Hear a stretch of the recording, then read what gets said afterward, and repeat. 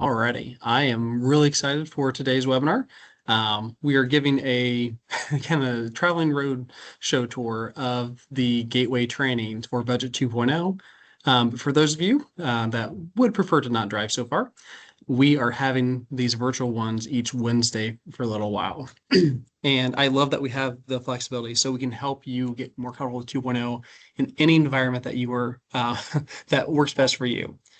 Now, any moment now, we should be issuing a memo about Budget 2.0's launch, but it's kind of multifaceted. So let me talk about that one.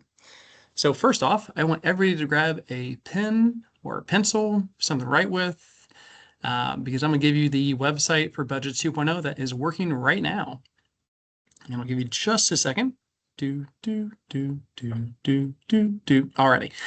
And that website is budget2, so just one budget without the S, budget2.ifionline.org. Again, budget2.ifionline.org. So the reason why I said this was kind of multifaceted is between now and towards the end of May 2026. Yep, that's the year we're in now. This will be open for 2026 budget. So you can kind of recreate what you did last year. You can play with it. You can enter any fictional amounts you want to try to just break it. Whatever works best for you, you are more than welcome to do. If you do find any issues, please email us at support@dlgf.in.gov. So that way we can try to get this corrected, because starting in early June, we're going to launch this for 2027. This will no longer be a kind of training or sandbox environment, as they call it. This will be us actually working on our 2027 budgets in this new program. Now, anytime we have a new program, there's some of you that can tell me that you are not nervous at all. And I can tell you, you are a really good bluffer. Because even as excited as I am, I know that this will resolve a lot of new issues, or a lot of old issues that we had with the old application, but I'm sure there will be a couple new issues that pop up. So go through, test this, get comfortable. And we will try to make sure that this goes as smoothly as possible for everyone. So let me talk just a little bit about Budget 2.0 and the thought behind it. With Budget 1.0, there were different budget forms that fed together, but to be honest, it was a little bit clunky. It didn't work as smoothly as it should have, and we also kind of bombarded you with a lot of different fields that may not actually apply to you.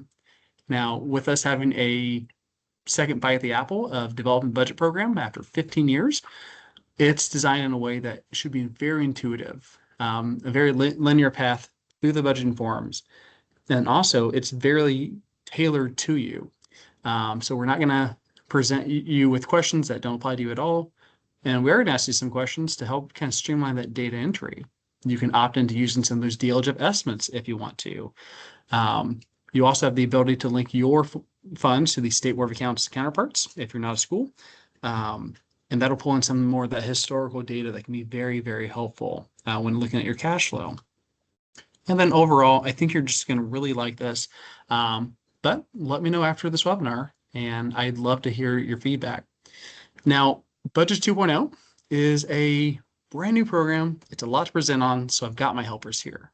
We've got 3 of our budget field reps. We have Allison Mata, we have Ben Swift, and we have Barry Stewart. And they're going to help me throughout various points here during this webinar. So what I'm going to be doing is I'm in a test version.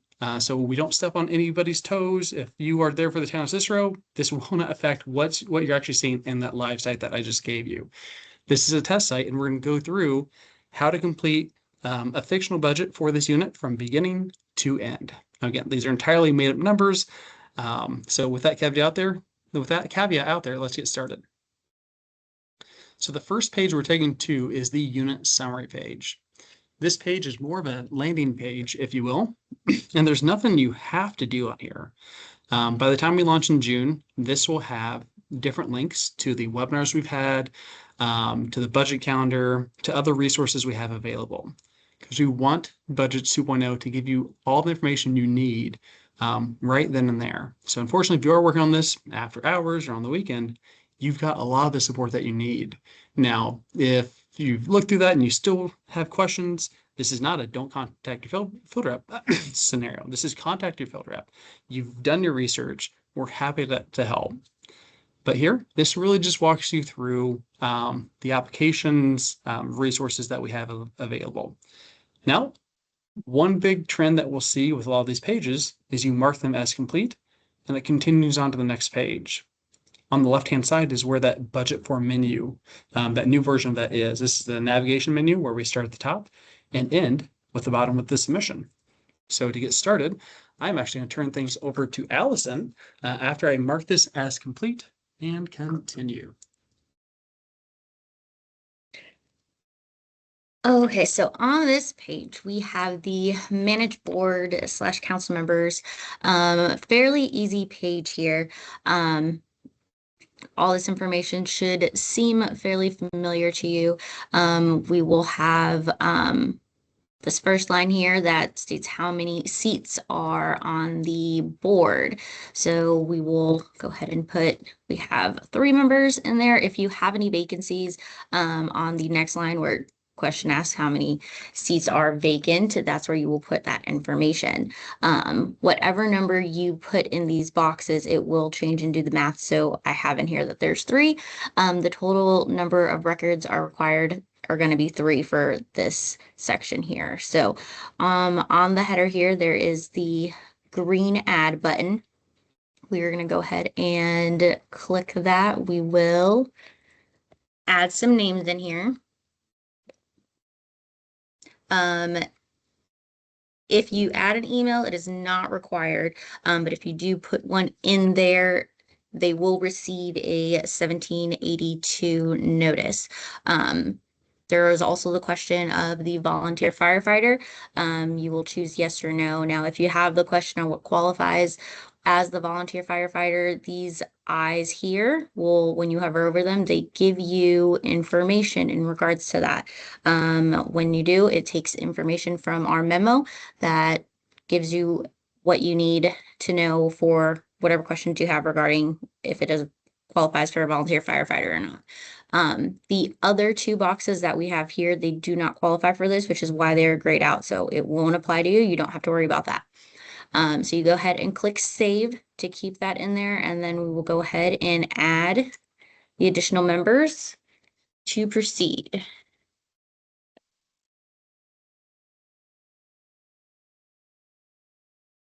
So if you put one's a volunteer firefighter, they'll have yes, and for no.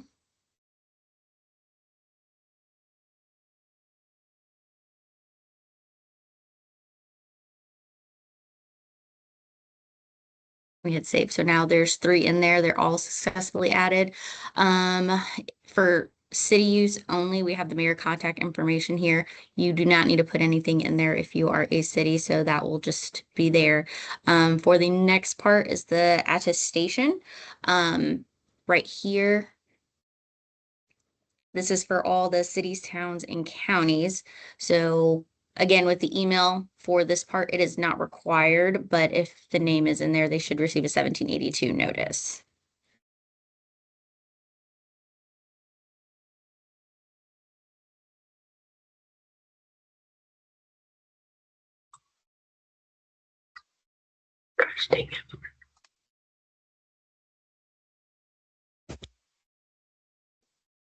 Okay, and then for all these names as well, they will roll over from year to year. So if you need to change them at all, you can delete if somebody leaves, add another person on there if an additional person is added. After all that information is on there, you click mark complete as and continue, and it will move on to the next part. And that will be back to Ryan. Thank you, Allison. Perfect job. Alrighty. So before we mark this page as complete and continue, Jenny, do you mind helping us out and let us know if we have any questions right now? Yes, we do. A great one as well. If we go into the budget 2.0 and enter some information, will it carry over to the real budget 2.0 when it is made live? You are absolutely correct. That is an amazing question, and one I want everybody to know the answer to. Nothing you do here will roll over to 2027. I could see why somebody might think that. Rollover is definitely a big part of the budget application. But between now and the end of May, this is entirely a testing type environment. Nothing you enter will affect what carries over into 2027's budget that we will launch in June. Thank you. That was a very good question. Do we have any others right now?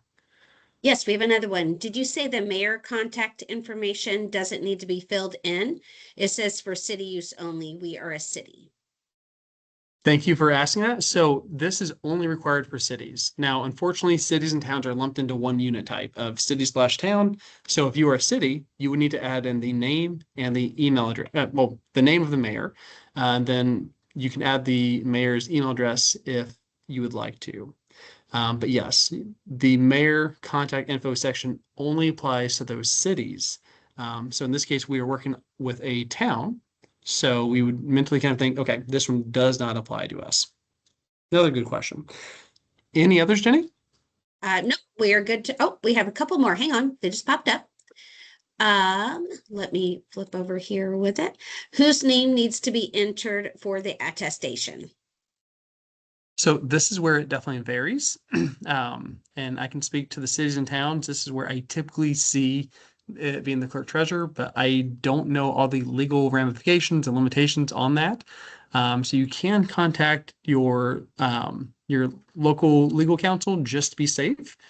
But to the best of my knowledge, so big caveat there, it's somebody there at the meeting that is attesting that those signatures are valid, accurate, and whatnot.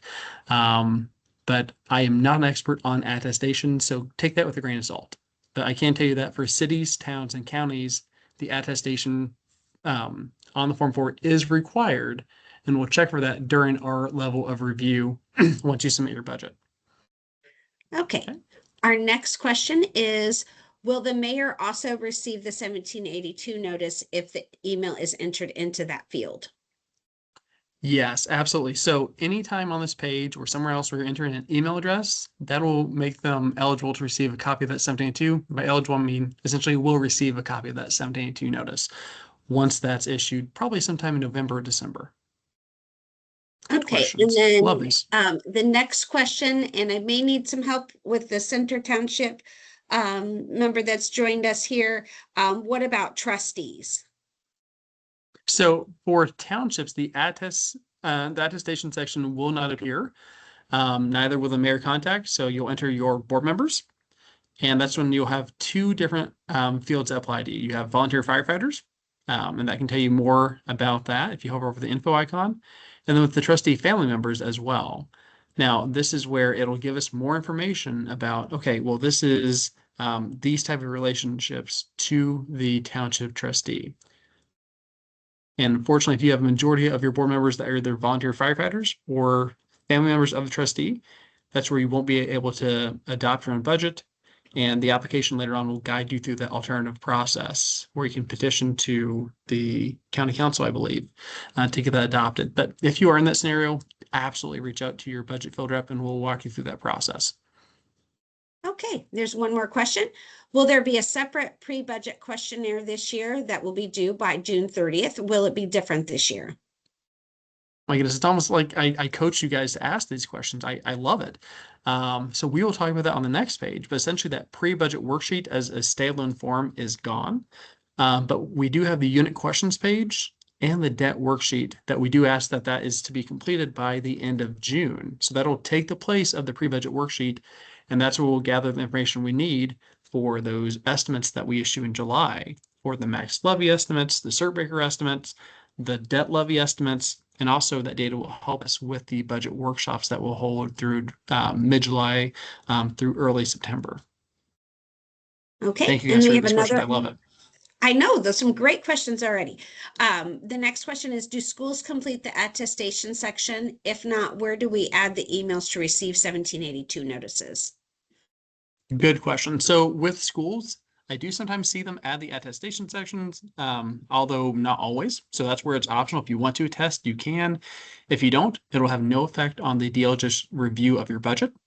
However, when we get down here to one of the last few steps, you'll see a 1782 recipients page that if you navigate there, it'll carry over these email addresses entered on this page and then also carry over the recipients from last year. So if you want to add anybody else that's not a board member, not a mayor, not the person attesting, that is where you can add in as many recipients as you want. I've never seen anybody cap this thing out, so I don't believe there is a cap.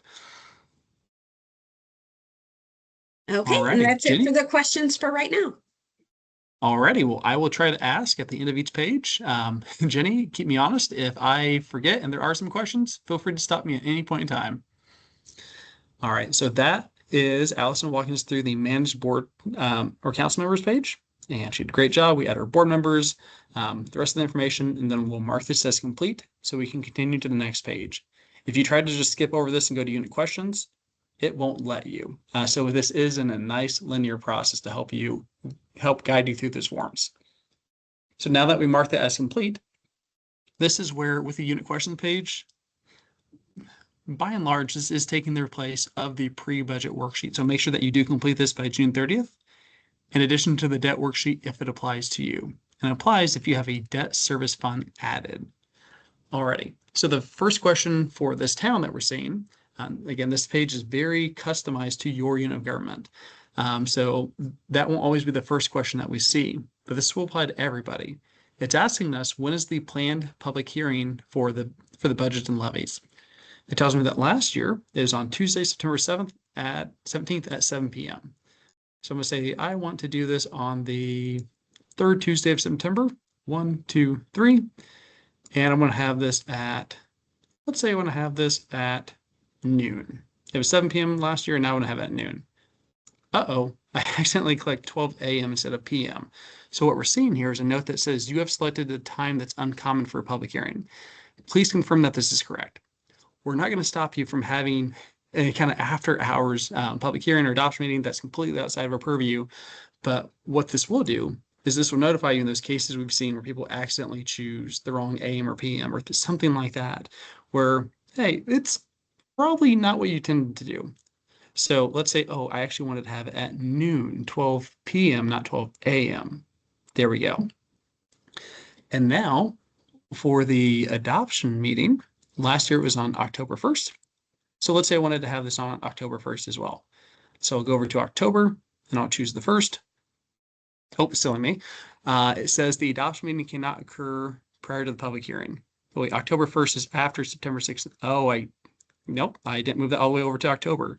So this has that baked in validation to make sure that we're not advertising public hearings and adoption meetings that won't work. And the previous application, it would not stop you from doing any of this. So that's why I'm really thankful that we do have this ability to kind of catch things as they happen and not when we review the budget, kind of being proactive with these errors that we're catching. So yeah, it was on Tuesday, October 1st. Now we're going to have it on, let's say, Wednesday, October 1st. And this one we're actually going to have at 7 p.m. Just scroll down, 7 p.m. And now we've entered our public hearing and our adoption meeting. But one thing that's really nice is we do have the historical references to where it was last year. Now, I will say that if you were a binding review, something that I didn't think of previously, but with the managed board council members page, you won't see that page if you are a special district, like a solid waste district or a fire district or an airport or flood control, any of those and a few others. You would not see that page at all. But what you will see is a question at the beginning of here where you select who's going to do your adoption. So be it the county or maybe a city or a town. And then from there, they'll pull in their board members. The hardest part about these trainings is touching on every single little thing that can ever happen because it is so tailored. So I'm going to try to do one better. I'm going to keep this one as general as possible. I won't go over absolutely every single possible scenario, but what we will do is I will take upon myself to make sure we record a walkthrough for a county and post it, for a township, for a city and town, for a library, for a school, for a special, for a conservancy. I'll put that on my plate to make sure I record a walkthrough for each specific type of unit and get those posted on our website after getting reviewed internally. So that way you have a detailed walkthrough. And then one good suggestion that Barry mentioned earlier is we'll try to add a timestamp as well. So that way on that video, maybe in YouTube, we'll have a description where I'll say, okay, 2 minutes and 5 seconds is the managed board members page. 12 minutes and 22 seconds is the Form 4B. So we'll try to have it where you have that dedicated walkthrough. You can watch the entire thing specifically to your unit. Then additionally, if you just want to use it as a reference, you can say, I need some help with the Form 1. There's the timestamp to take you directly to that spot. I think that'd be a great idea, so we can help you through it. Alrighty, so I will try to keep this more generalized, which won't touch on everything, but should help us through that majority of the fields. So next, this will not apply to schools, but if you are planning on attending the DLGF budget workshop between July and actually spilling into early September this year, do you want to authorize the department to upload the budget forms that we work on together in the Gateway? This is entirely your choice. It can be a big help, but it is entirely optional. So you can choose that you're not attending. You can choose no, that you don't want to authorize the upload, or you can choose yes. If you choose yes and click on this, it'll give you a little warning because we don't want you to lose data that you've entered. It says, please save the changes before navigating to another page. We go down to save. And now I go up here. It'll take me to the authorization form that we're used to seeing in paper. So for this first year, for pay 2027, that will do mid-year 2026, you can authorize us to do the upload through this form or the paper one. So in this case, I'm going to sign this, Ryan Burke. I'll just say that I'm a tester, and here is my pen. And now, yep, I have authorized the DLGF to perform a upload at the budget workshop. Now, this does not require the field up to do it. It does not lock you into having it done, but during the workshop, at the end of it, we'll ask you if you want to upload. And if you still want to, this gives us the permission to do it. Again, this is not a shall upload. This is, we give permission to do it if you still want that at the time of the workshop. So this gives you more flexibility if you choose yes. The next session we see here on this page is, do you anticipate in closing on new debt anytime during this year? I'm going to say no, but if you chose yes, it would ask you for an anticipated closing date. Do you anticipate filing an excess levy appeal during this year? I'm going to say no, but if you did, we would see another page appear around here that we don't see right now, where we can enter those excess levy appeals. I will say that's one more part of the pre-budget worksheet that's due June 30th, is if you do have any excess levy appeals, again, those are pretty few and far between nowadays, but if you do have any, we do ask that you complete that page by June 30th. All right, it's going to ask us if we have any annexations that went into effect between this time period and this time period. I'm going to choose no, but if you chose yes, it would give you ability to enter more information about the annexation. And it could help you calculate an estimated increase to your maximum levy estimate, which you'll see on Form 4B. We'll get into all that later on. And lastly, for this unit, we see a question that everybody will see. This one asks if you are intending to do a flat file upload to populate your Form 1, your Form 2, your funds, your departments, linkages between those. If you do those in the past, Budgets 2.0 accepts those exact same files. So if you uploaded it last year, try the exact same file again. We do have some better validation, where previously if you had one row that was wrong, it would upload everything that was right, but not the one that errored out. It's now a now or nothing, where everything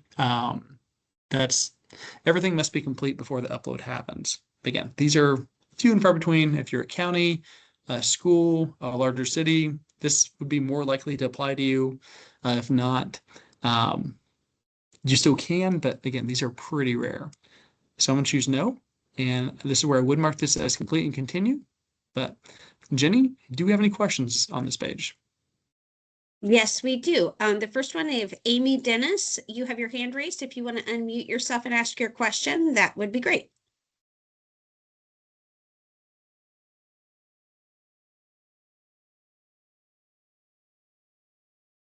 And if you do happen to have any mic issues, you're welcome to type into the chat and we can take care of the question that way as well. Whatever works best for you guys is.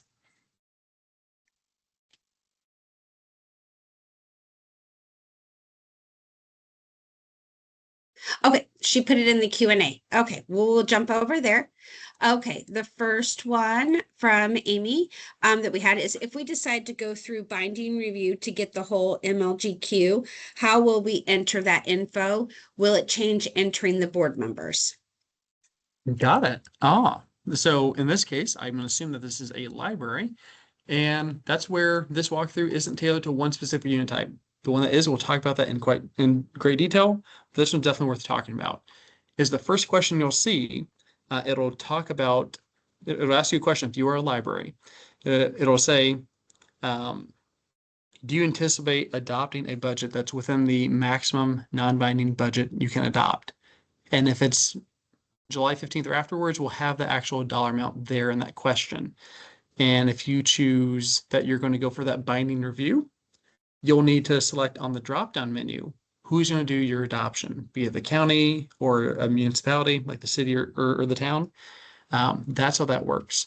Now, if you choose that you're going to stay within that maximum amount and adopt your own budget, when you go to Form 1, it'll make sure you do not exceed that amount, not even by $1.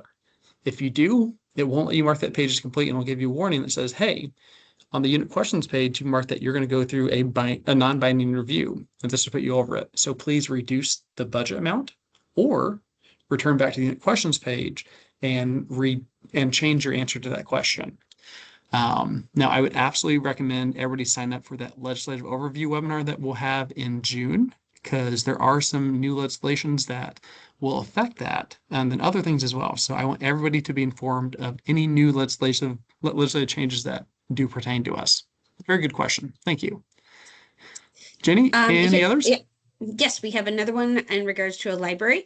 What if we are a library and are not sure if we will go for a binding review? Got it. So this is where you can take your best guess at this point in time. Maybe you want to assume that you're not going to go for a binding review. You can go ahead and choose that, no, we're not going to go for a binding review. Go to the Form 1, enter your budget. And before you go on to advertise or move on to the Form 4B, you might see that, okay, my budget needs to exceed this amount. And if so, you can go back and change your question to be binding. So you can go back and change your answers to these up until the point you advertise your Form 3 for the public hearing and adoption meeting. And that's where you would need to have that answer kind of finalized by the time you submit the Form 3 for a library, as far as going through a binding or non-binding review. Great questions. Any others? Okay, our next question. Will the budget and gateway submission calendars be updated with the changes you are discussing? Yes, I will personally make sure that that does happen. So we have the budget calendar itself where it mentions the pre-budget worksheet. I'm gonna make sure we update that with the unit questions page, the excess levy appeals page if it applies, and the debt worksheet. Okay, our next question. It seems like I am required to put the dates into my hearing before going to the next step. Can this be changed later? Absolutely. So if you've not submitted your Form 3 to actually advertise those public hearing adoption meetings, this is just your planned public hearing adoption meeting. You can still change it. And we'll say that once you do submit your Form 3, that does lock these down to where you can't change them. And if you wanted to change them, you'd have to reach out to your budget field rep, and we could unlock the Form 3, unsubmit the Form 3.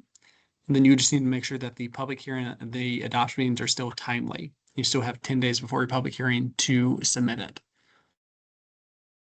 Okay. And then we have another question. If you say yes to uploading a file, can you change it to no later? Absolutely. And that's exactly how that works, is you can go back and change this. Again, where we kind of lock things down a bit more is when it has to do with the public hearing or the adoption meeting.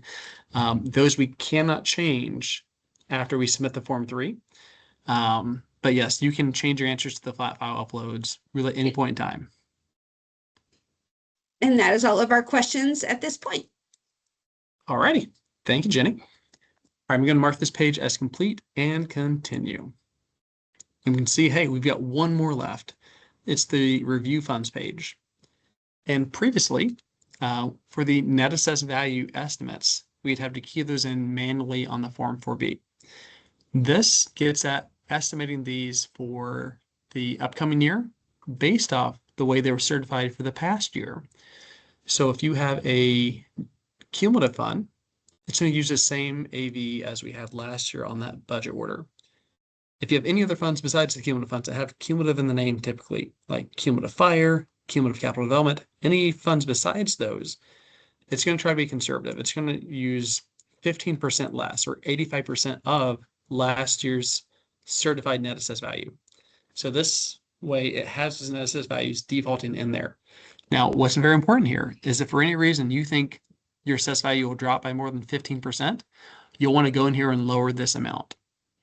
Because if you end up using a net assessed value estimate that is more than the final certified amount, you won't be able to generate that full adopted levy with your adopted rate. And that can get a little complicated, but essentially, what the takeaway there is if your net assessed value is not conservative enough and the final certified amount is higher, the DLGF will not be able to give you that adopted levy you have because the rate will not be high enough to give you that levy. So if you have questions about that, reach out to your field rep and we can help answer it in more detail. But I'm going to keep it somewhat high level for now. Now, the big part of this page is it carries over the funds that you had last year. So it gives you a chance to review these. We can see the certified AV for the prior year, the assessed value. We can see the estimated assessed value for this upcoming year. And if you have any ones that you want to delete, you can delete those funds. And it's possible you might find yourself with a fund where it was not certified last year, but it needs an assessed value this year. So this one's not a cumulative fund. And I'm going to pretend that this is the same tax base as the rest of the town. So we can see general, debt, MVH, park, all of the same assessed value. I'm going to copy this assessed value. I use that assessed value for this trash fund. All right, so now we have assessed values for all the funds. Because previously it did say an estimate was needed in red and it would have stopped us from continuing. There's a lot going on this page and I'm really excited to talk about this one. The next one, we have the property tax max levy type. There's a brand new max levy type that we never had before. It is not eligible. And so that means that these funds cannot have property taxes. Now we have rainy day, we have local run streets, we have the cigarette tax fund or CCI as it's called. Now I will say this is not an ultimate end-all list. We got this by combing through the past few decades of certified information, and that's how we came up with these. Now it's it is possible there's a fund out there we have is not eligible that if you believe is allowed to have property taxes, you can let us know, provide your code citation, and we can update this. These are the department's estimates of the max levy types. Right? And then my favorite part about this page is the State Board of Accounts Fund column here. Now, if you're a school, good news. These are automatically linked to your Department of Education counterpart funds. So nothing here you need to do at all. You'll automatically get that historical information pulled in once we launch in June when you make your way to the Form 4B. Now, for the rest of us, the non-school units, you would need to link your DLGF fund to the State Board of Accounts funds in order to get that historical information we have that we're pulling in to Budgets 2.0 from the previous year annual financial report. And there's some functionality that we have this year that will be incredibly helpful for those funds that can have property taxes. And we want to expand upon that a lot for future years as well. Now, the good news here is that when you take those few seconds for each fund to link these together, they will carry over year after year. So let's take the rainy day fund for an example. I'm going to click edit and I'm going to link this to the rainy day fund. Save. That's been linked. Nice and easy. Let me do a couple more. I'm going to do general fund, general, and then let me also do park and recreation. The naming conventions won't be exactly the same. Here for the annual financial report, it was listed under parks. So I'm assuming that's it and save. You can go through and do this for all of them, but unfortunately there is one big caveat. Unfortunately, with the way Budgets 2.0 was designed, it was designed to link one State Board of Accounts fund to one DLGF fund. Makes sense in theory. Unfortunately, for the MVH fund, that's where on the annual financial report, you'll see it listed as two separate funds. You've got MVH, then MVH restricted. It's the same with the county highway fund, where you have county highway, then county highway restricted. Those, we unfortunately did not program a way where we can link two funds to a single fund. So I would highly advise you not link your State Board of Accounts funds or the MVH or highway funds. Everything else, go for it, especially if the max levy type is not eligible. So civil, outside max, all those. All right. Now, if you do have any home rule funds, you'll see those appear down here. And you can add new ones. You can add new funds here, delete them. That's all done on this page. But essentially, there's not much you have to do here. Review the assessed value estimates. Now, let's say you wanted to use a very specific assessed value estimate. You can click Edit and override that with whatever assessed value you want to. Maybe the county auditor is certified and you know for a fact, for whatever reason, that these will not change and you're very passionate about using those numbers. You could. Be cautious, but you can. Alrighty. So really it's linking the State Board of Accounts funds and then reviewing the information that's on the page, adding new funds that you might have, or deleting funds that you no longer have. And that's it. Now let's say the American Rescue Plan, I don't need that one anymore. I can delete that fund. Asking if I'm sure, I'm gonna click yes. And then it's here under this archive section where if you wanted to restore it, you could. And all that data that you've entered will automatically pop up, be restored once you restore the fund itself. All right, so this takes us to the transition page. But with that, I do see a little pop-up here. And Jenny, what kind of questions do we have?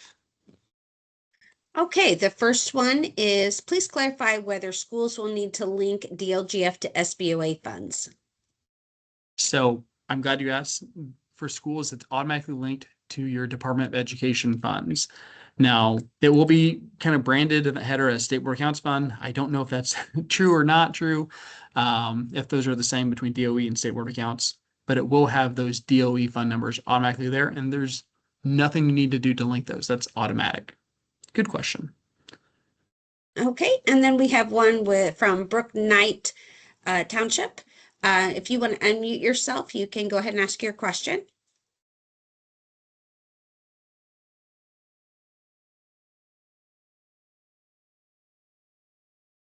And again, if you're having any mic issues, you're welcome to add your question to the chat and we can answer it that way as well.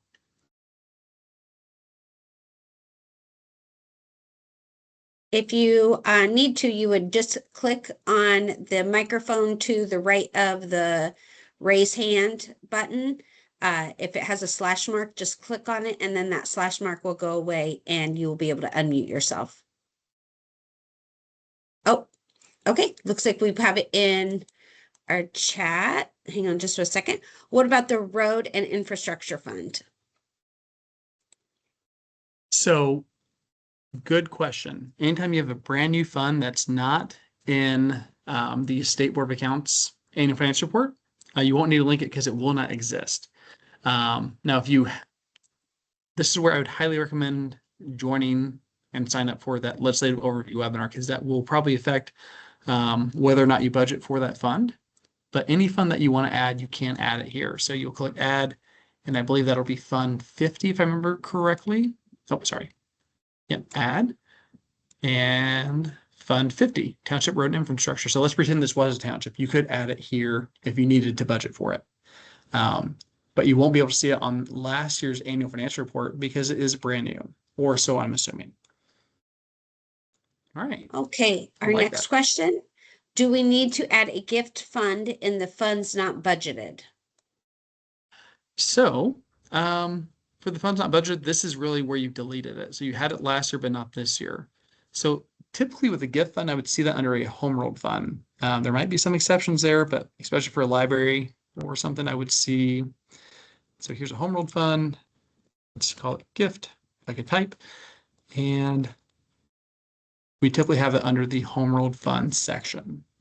Now, these are typically not approved by the DLGF to the best of my knowledge. I can't think of a case where we do certify these, but if you have any funds that you need to add with your own fund name, that's where you can enter those. All right, and that's all of our questions right now. Sorry. Great. Thank you, Jenny. Just be aware that if you do have any home ruled funds, that none of these are allowed to have property taxes. So that's something to keep in mind. Otherwise, you might need to find something on that list. All right, let me go and mark this as complete and continue. So with that, we have finished the unit setup page, and we're transitioning to the advertise setup. These are those input forms that we're used to. If you remember Budget 1.0, we had that flow chart where it was the current year financial worksheet, the debt worksheet, the Form 1, the Form 2. You would complete those, then we could pull the data into the Form 4B, but then we could pull into the advertisement and the adoption form, the Form 3 and the Form 4. So right now we're really more so on the input form stage. So this is where this transition page, there's nothing that you have to do. There's no information you need to provide. This is just informing you of those next steps. It's essentially saying that next we'll need to do the current year financial worksheet, the debt worksheet if it's applicable. If you don't have a debt service fund, you won't see it here on this navigation menu. The Form 1 and the Form 2. And also, these different forms can be completed in any order. But they must all be completed before you continue on to the next section with the Form 4B and the Form 3.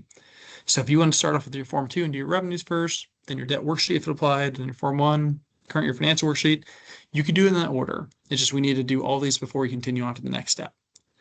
Let me mark this as complete. And this will take us to the current year financial worksheet setup page. Now, this one, I think is a little more fun to deliver as kind of improv narrative. So I'm going to play the role of the program, and I've got Ben over here, and he's going to play the role of the local official. So I'm kind of Ben's inner dialogue, his thoughts of reading the questions, and he's going to answer this as if he was a local official. So first off, we're going to read the first question. It says, was the June property tax settlement deposited by June 30th? Yes, it was. Alrighty, and since that's yes, we're going to mark that as yes. It's pretty rare that we'd ever see this one answer no, but because it could technically happen, we have that option available. Now, the next question we're going to ask ourselves is, do I want to use the DLGF property tax estimates for July through December? Yeah, I think I better go with that. All right, so we'll answer yes. And because we're answering yes using the department's estimates for property taxes, we won't be asked to enter those later on. That'll appear on the completed current year financial worksheets. So we're making our job a little easier for ourselves if you want to use the DLGF estimates, but you're not required to. If you chose no, you'd have on the data entry page the ability to enter that amount.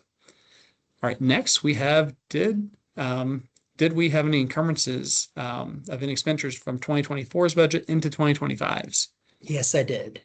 All right, so we can answer yes. And what that will do is on the data entry page, we'll have a column appear for us to enter those encumbrances. Now, the encumbrances are pretty rare. And remember that we have these info icons that we can hover over to learn more about any field. All right, next, do we have any additional appropriations planned for July through December of this current year? I'm pretty sure I will. All right. And with that, plans can change, and that's okay. This is just what your best guess at this point in time. You could enter that you're doing one and then ultimately not do it, or ultimately a surprise one may come up in December that you never even thought about. That's life. So our next question is, have we actually approved any appropriation reductions to reduce that current year budget in the first 6 months of this year? No. All right, easy enough. We'll answer no.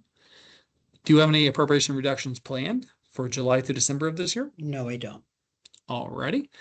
And this one, let's read this one. Do you have any non-appropriated obligations? I don't know what that even means. You and me both. Alrighty. So thankfully, the question even spells out this that much more. It says, please hover over the info icon for more details. If you hover over it, this will tell you, it'll explain what those are, give you some next steps if you choose yes, and give you an example. So one example might be that, hey, you have some property and it got damaged. Insurance cuts you a check for an insurance reimbursement, so you can repair or replace that property. And typically, this is not needed to be appropriated or budgeted, so it doesn't count against your permission spent. We need to track those separately. So Ben, asking the question differently, did you have any of those? No, I don't have anything like that. Alrighty. So I'm going to choose no. Do you have any temp loans you need to repay that are outstanding as of June 30th of this year? No, I don't. Alrighty. And do you anticipate any permanent transfers to be made between July of this year through the end of next year? Yeah, I need to put money over to rainy day. All right, easy enough. Thank you, Ben. I made that one more fun. All right, I'm going to go ahead and mark this as complete and continue. And now, whoa, wait a minute. We had the current year financial worksheet setup page, data entry and review. We never had this additional appropriations and reduction page. But now that Ben has answered that we do have an additional appropriation plan for July through December, we have this page appear. So there's a lot of different pathways through Budget 2.0. It's kind of a choose your own adventure book. And again, we tailor the experience to you. So as a result, we do need to enter that additional appropriation for July through December of this year that we're anticipating. So we can open and close the menu. So I'm going to click close to have a little more room. And in this case, I can't quite see the entire thing. You can scroll to the right, or my favorite thing to do is you can hit Control minus on your keyboard a couple of times. That'll zoom out, or Control plus to zoom in. You can do that a couple of times to make it bigger or smaller, whatever works best for you and your screen and your eyes. Alrighty. So now there are 5 different columns, but we can only enter information into 1. And these 4 different columns that we can't enter information into is actually pulling in from Gateway. There's nothing we need to do with those columns. It's actually a very helpful tool. So with additional appropriations, those are advertised through Gateway. It's additional appropriation application. That's a mouthful, but that's where they're advertised for this year. And then they're also submitted in Gateway. So once you submit them, you'll get that acknowledgement or approval, that order from the DLGF. And this will sum together those totals of any additional appropriations or reduction that you've submitted in that manner. So in this case, we see we haven't done any yet. And in this case, we have additional appropriation for, let's say, $10,000 in the general fund. Right? And you can also see those State Board of Accounts funds that we linked as a reference down here. That'll be very helpful on the next page when we're looking at our financials. Now, this is technically an override. So if we had $10,000 here, we probably wouldn't need to enter anything because it would already have been done. But since I'm giving this presentation in April before July, this is truly anticipated. We know there won't be any for this time period. So the way the override works is it'll use the greatest number of what we've done already and what the override is. So if you had $10,000 already done and you're going to do $40,000 more, you'd enter that $50,000 total. It doesn't add it to, it uses whichever field is greater. Now, it's possible that you complete this now, and then you go on and your unit of government has done a lot of additional appropriations. You can click on this button to refresh those additional appropriations from Gateway. But make sure that you hit save so you don't lose that data. All right, so I've saved that $10,000 additional appropriation in the general fund. We're going to plan on doing in the last 6 months of this year. All right, I'm going to mark this as complete and continue. So now, this is where we typically only see 2 columns if we answer no to everything on that setup page. It would be our disbursements as for the first 6 months. So how much did we spend? And the June 30th cash balances. And because we did answer that we had an encumbrance, we see new column for that one as well. So let's say we had a $90,000 encumbrance in the general fund. All right, and this is where this is very specifically designed with you in mind. It was not necessarily the easiest thing to do, but it was absolutely worth it. So the way you did it in the previous budget application is you would need to complete all, let's call it 16 different rows, 16 plus different rows of the current year financial worksheet, one at a time by fund. And there would be a lot of fields that didn't apply to you. Now you can pull out your financial worksheet as of June 30th, that financial report, or your general ledger. If you still have one of those, perfectly fine as well. You can key these amounts in. So rainy day, we've spent 0 the first 6 months. I'm gonna hit enter. Ooh, it's tiny, but that makes a big difference. So the general fund, let's say we spent $2 million for the first 6 months. Lease rental, I'm gonna say I've spent $40,000. Local road streets, I've spent $63,350. MVH, I'm sorry to do this to you. Our budget we can see is $358,000. We actually spent $500,000. Just so I can see, I can show you some of those warnings that light up later on. Don't do this, but this is just an example of what we can see. And you would just continue entering all these amounts. Now, I'm not going to do this for every fund, just for this demonstration, but let me enter some cash balances as well. So I've got 200,000, enter for the general fund. And another way you could do this is, let's say you enter your expenditures. You can also hit tab and do the cash balance if you want to do this one fund at a time. Perfectly fine that way as well. Just enter a few more cash balances.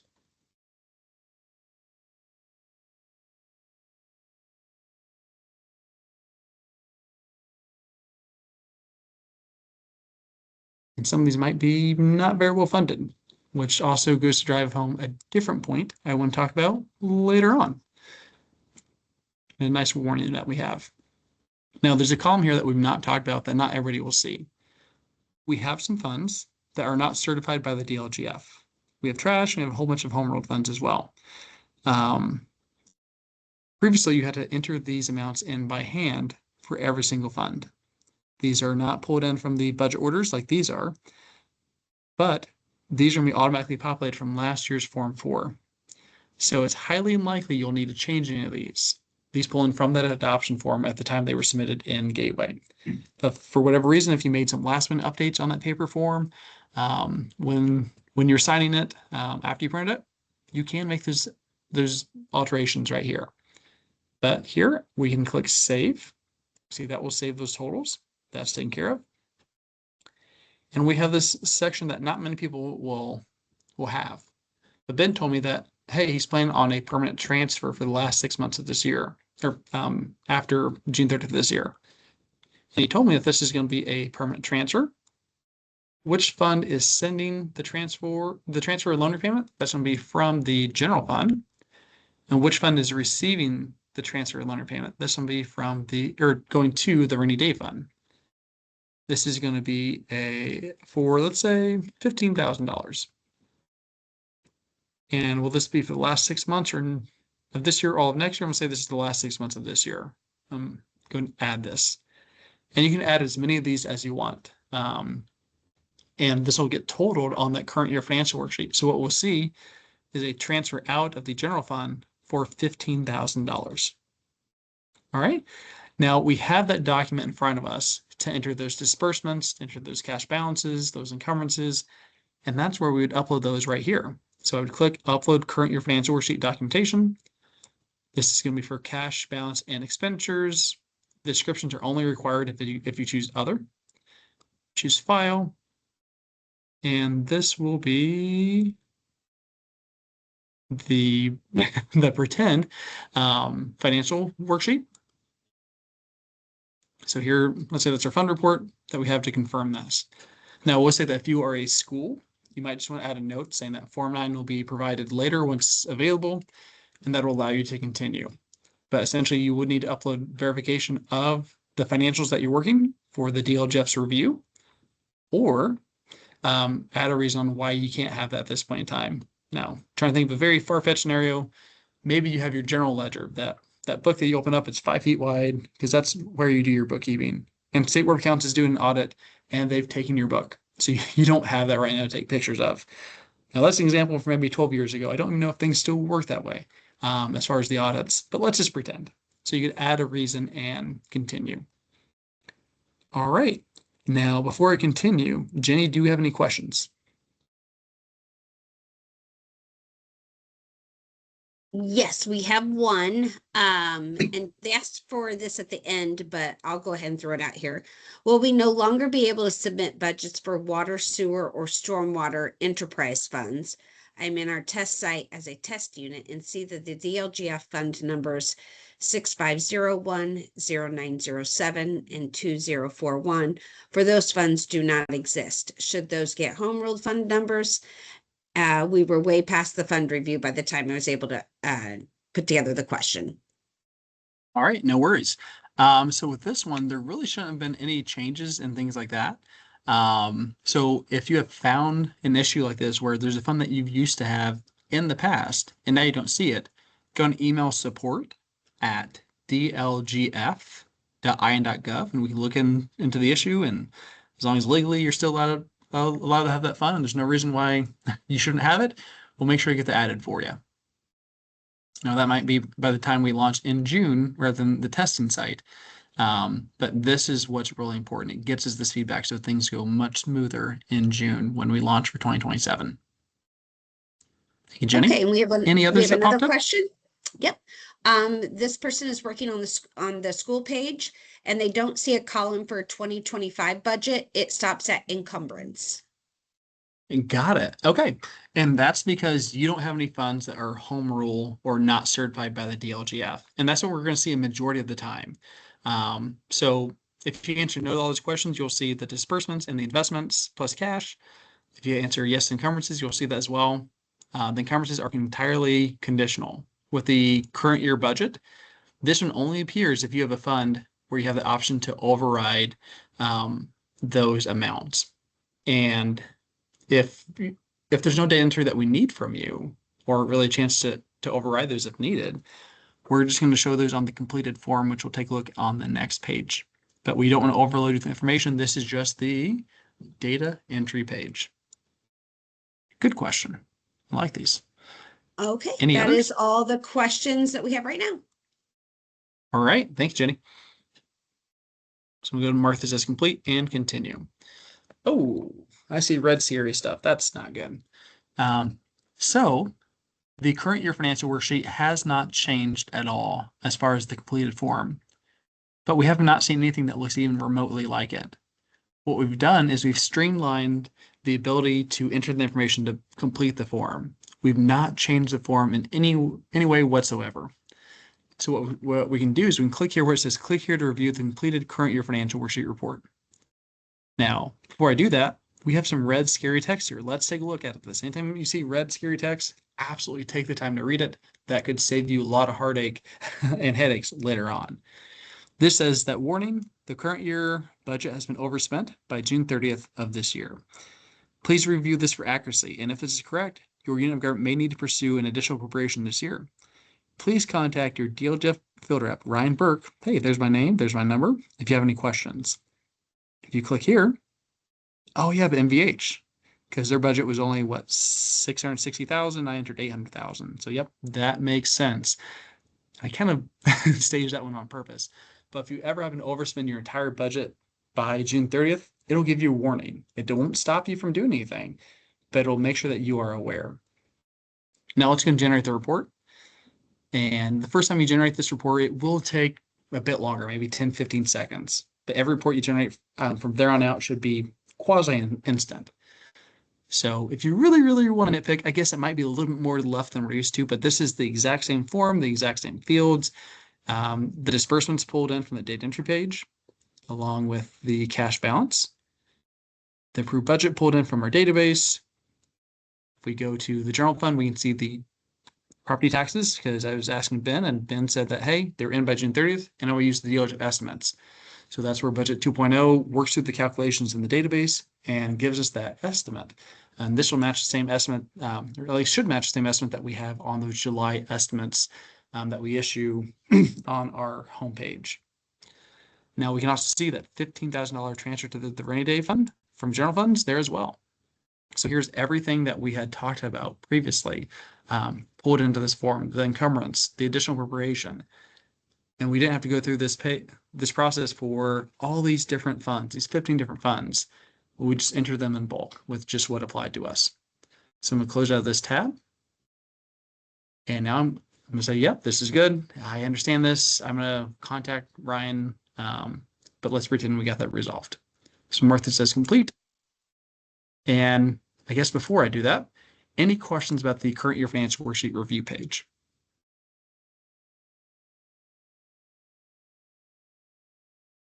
All right, I'm assuming no news is good news. All right, next we have the debt worksheet. Now, important thing to note here is if you don't have any debt Ryan? service funds. Oh, yep, go ahead. Right. Yep. Sorry, there was a question that did pop up. Was the current No year worries. financial worksheet one of that can be uploaded by the representative? Yes, so I'm glad that you asked. So if you go to the DLGF budget workshop, we can upload the current year financial worksheet. We can upload the Form 2, which are your non-property tax revenues. We can also upload your Form 3, which is your advertisement, and your Form 4B, which is that cash flow statement that works through an 18-month cash flow, along with adding the property taxes and tax cap losses. So yes, that is definitely a form that we can upload for you if you're not at school and you attend those budget workshops and you're properly prepared for it. Good question. And that will change a lot of how you interact with Gateway. Now, I will say that if you do attend a budget workshop and maybe you complete these forms already and you do the upload, we will unmark these pages as complete because our upload would have potentially affected the data in these. And we always tell you to go back and review what we have uploaded during that workshop. So this just kind of guides you through, hey, this page now is unmarked as complete. Let me look it over and mark it as complete again. So you just kind of quickly do a cursory review of each of these and mark them complete to get back to where you were. So that's how you would probably see the forms once you are done at that workshop and you get that upload. Good question. Any others? That is all Alrighty. for right now. So now we're on the debt worksheet. And again, if you do not have a debt service fund, tune out the next 2 minutes. This will not apply to you. You will not see it on Budget 2.0 at all. Now, in this case, let's say you do have a fund. Here, this lists just those debt funds that have been added.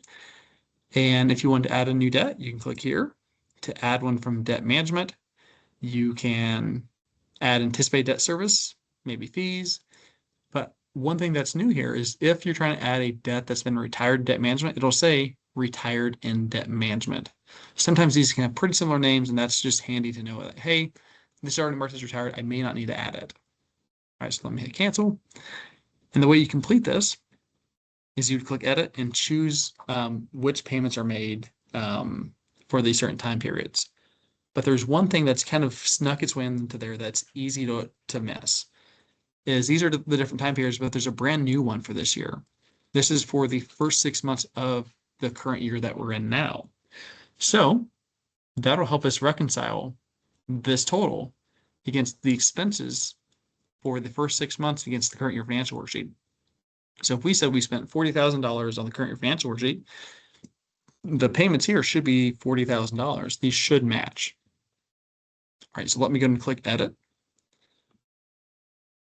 And here, this is where it's a toss-up. Some units pay their payments the day that they're due. Other people pay their payments the month prior to their due date. So don't go off the payment due dates alone. Look through these and make sure that you answer these based off when you're making these payments. For today's walkthrough, just make it simple. I'm going to assume that we make them on the day that they're due. So this header says it's for the first 6 months of this current year. So first 6 months, there we go. Last 6 months of the current year. This next one can't throw you off. This is for the entire 12 months of the budget year, the year after this current year. So that'll be these two. Then for the year after the budget year, this is the first 6 months, and then the last 6 months. So this is the typical pattern you'll see is 1, 1, 2, 1, 1, and a stair step. And you can go ahead and mark this as save and return. And if you need to delete a fund, you can. This will not automatically compare the current year financial worksheet against this for this year. We'll try to add that next year, but at least it tells you, it gives you a tip that you should be reconciling these. Alrighty. Any questions about this page before we move on to the Form 1? Alrighty. Let's go ahead and mark this as complete and we will continue.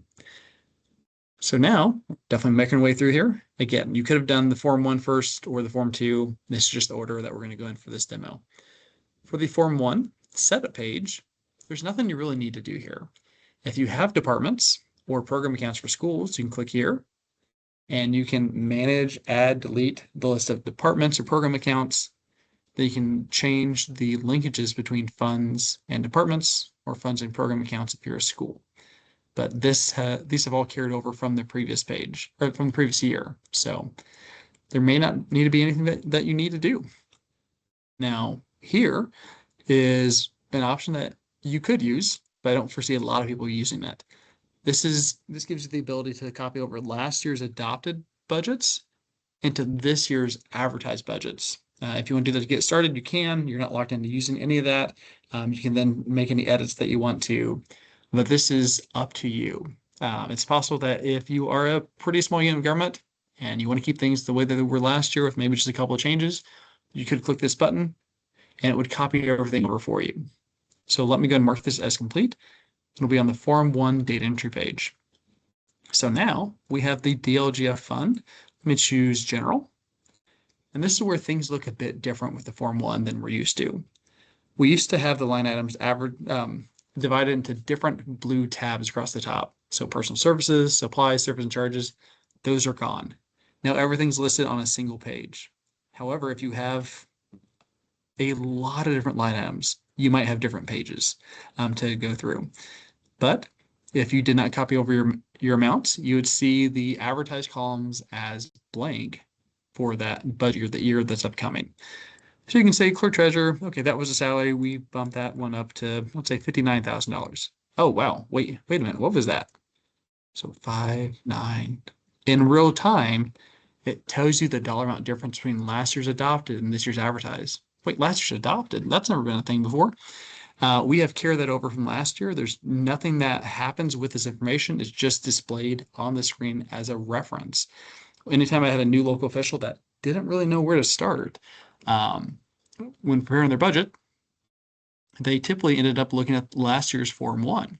And here it's embedded right there. We're trying to make things as easy as possible, as intuitive as possible, and not really force you a certain way. So this gives you that flexibility that if you want to see that reference, you can. Then let's say, oh, the degree, we've actually had to bump that down to 500. You can see green for increase, red for decrease, not good or bad, just direction. So you can see these in real time. Now, let me go through and you would complete this for any fund that you have, any departments, if you have any. If you need to add a new line item, you certainly can. Oh, but saying please save the changes so that way I don't lose them. So I'm going to hit save. I can add a new line item. So now asking for the category. So this is going to be a capital outlay. Subcategory, land, infrastructure, buildings. This will be equipment. Line item code, that's entirely optional. If you have it, you can include it. That's great. If you don't, that's okay as well. And let's say I'm going to buy a computer. Right, and that would add it here. You could add in the amount as well. So let's say the computer's going to be $1,000. I didn't have any amount there last year. I just added it. And so it's a $1,000 increase.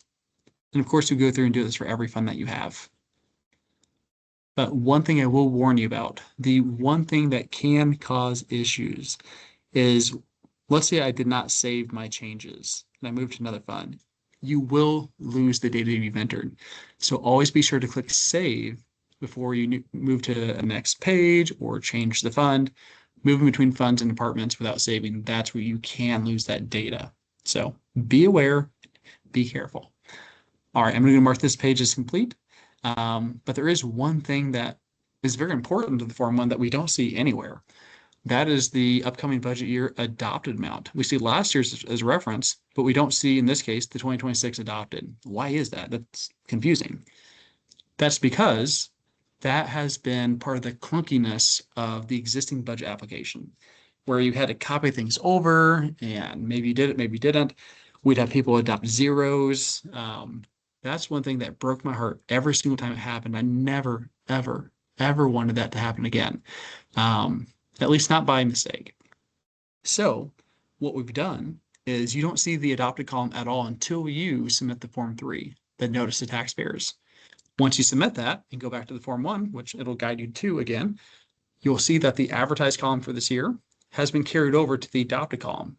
And if you're like most people that don't make changes, you just mark it as complete and continue. If you do want to make any changes, you can still make any changes you want to those adopted columns. So we want the thing to be the process to be much more streamlined for you and far less opportunity for errors. All right, so mark this as complete. But before I do that, Jenny, do we have any questions?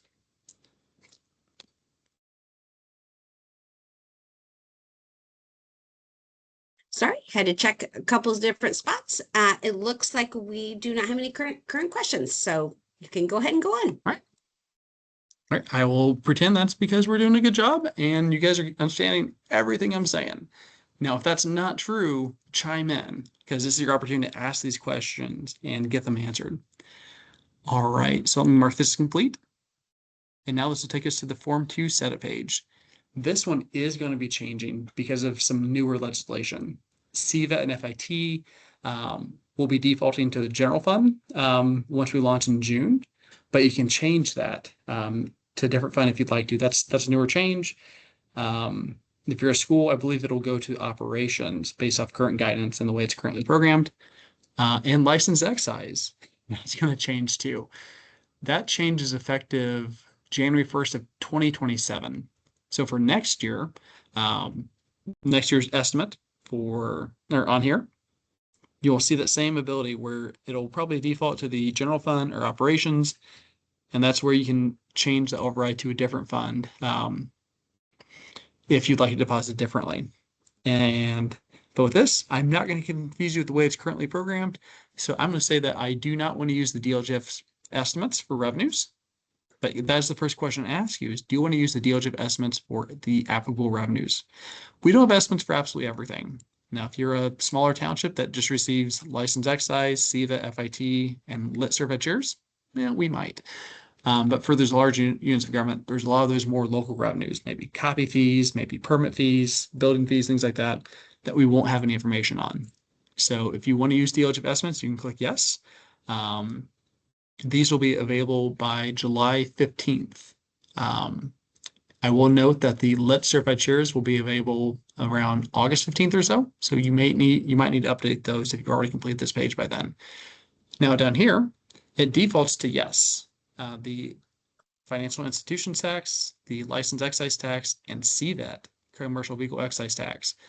These default to yes as far as these are deposited by June 30th, which is the case almost every time I see this.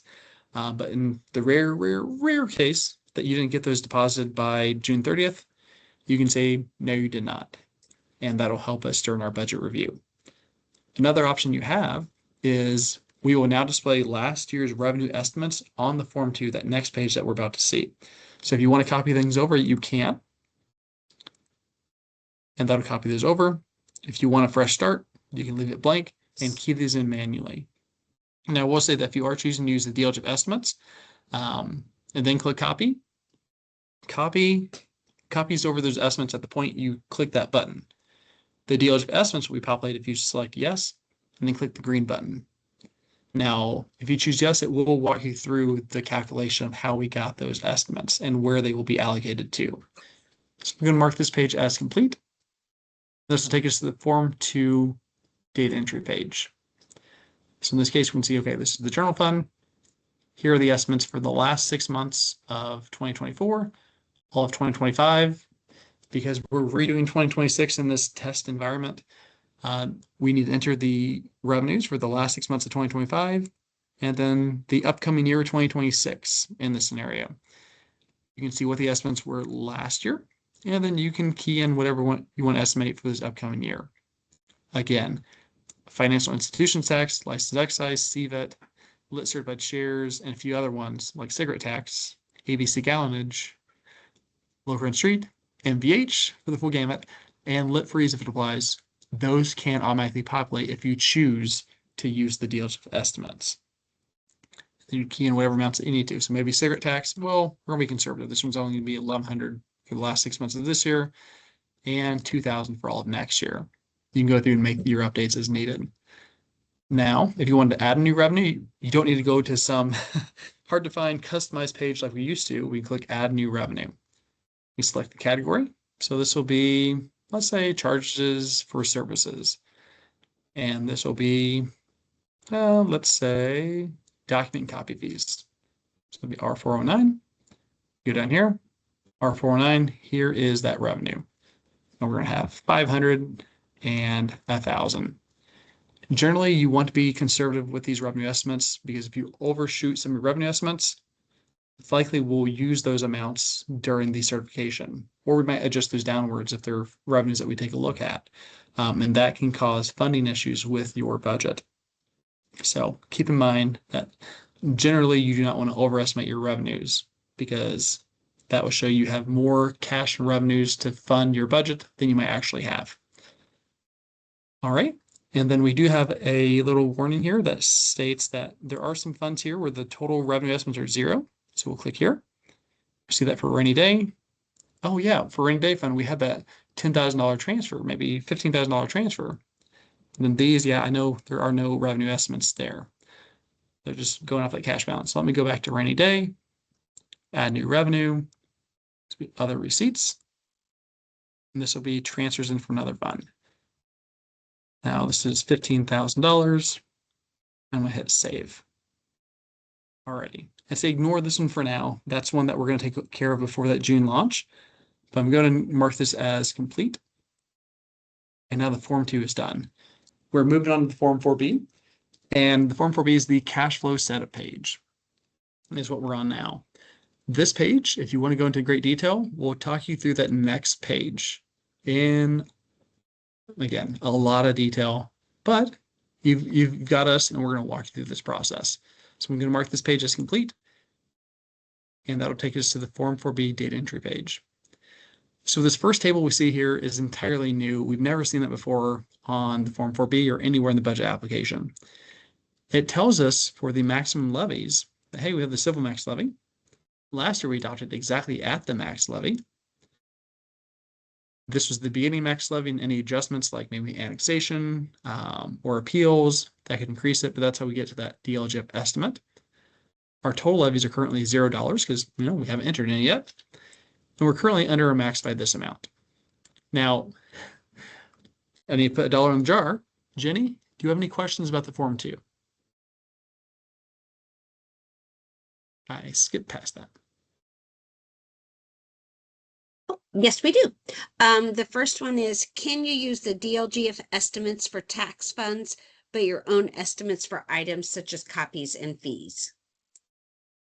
Absolutely. And that's where, if they are the local revenues, or maybe even tax revenues we don't have estimates for, like casino riverboat, those will be blank.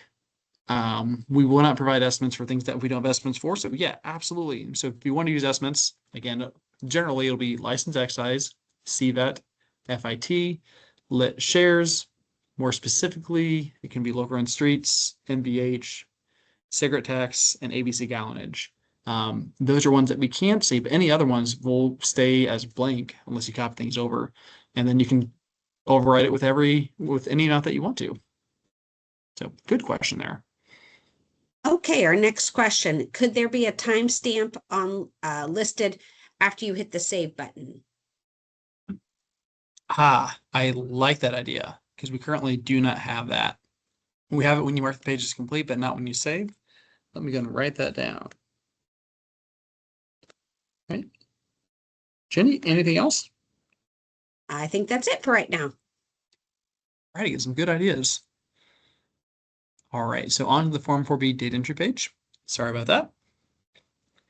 So this is the data entry page, which means there are some funds like rainy day, local run streets that cannot have property taxes.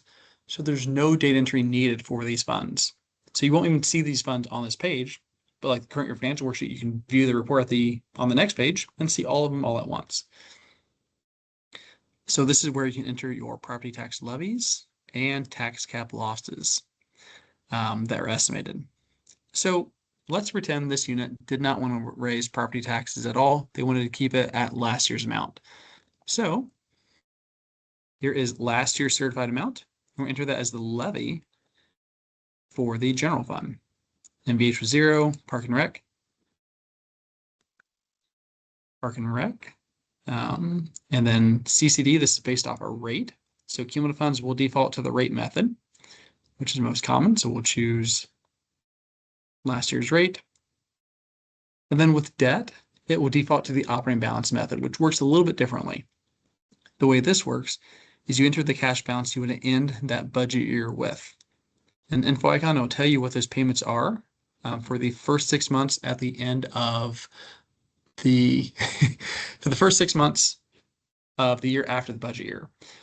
So it's $40,000. Let's say that they wanted $20,000 in cash at the end of the year.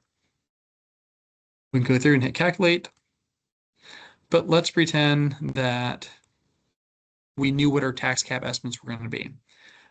Or maybe you're working on this in real time. You're listening to this recorded webinar in August, and you have those tax cap worksheets posted on the DLGF website.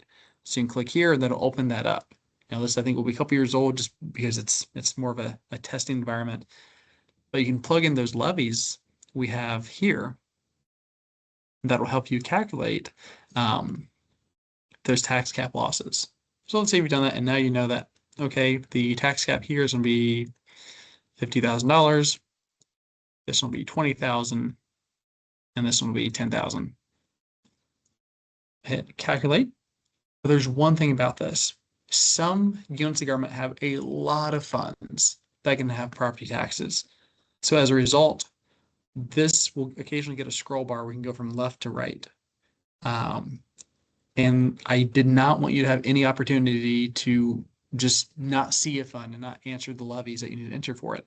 So as a result, levies are required for every single fund that can have property taxes, even if they are 0.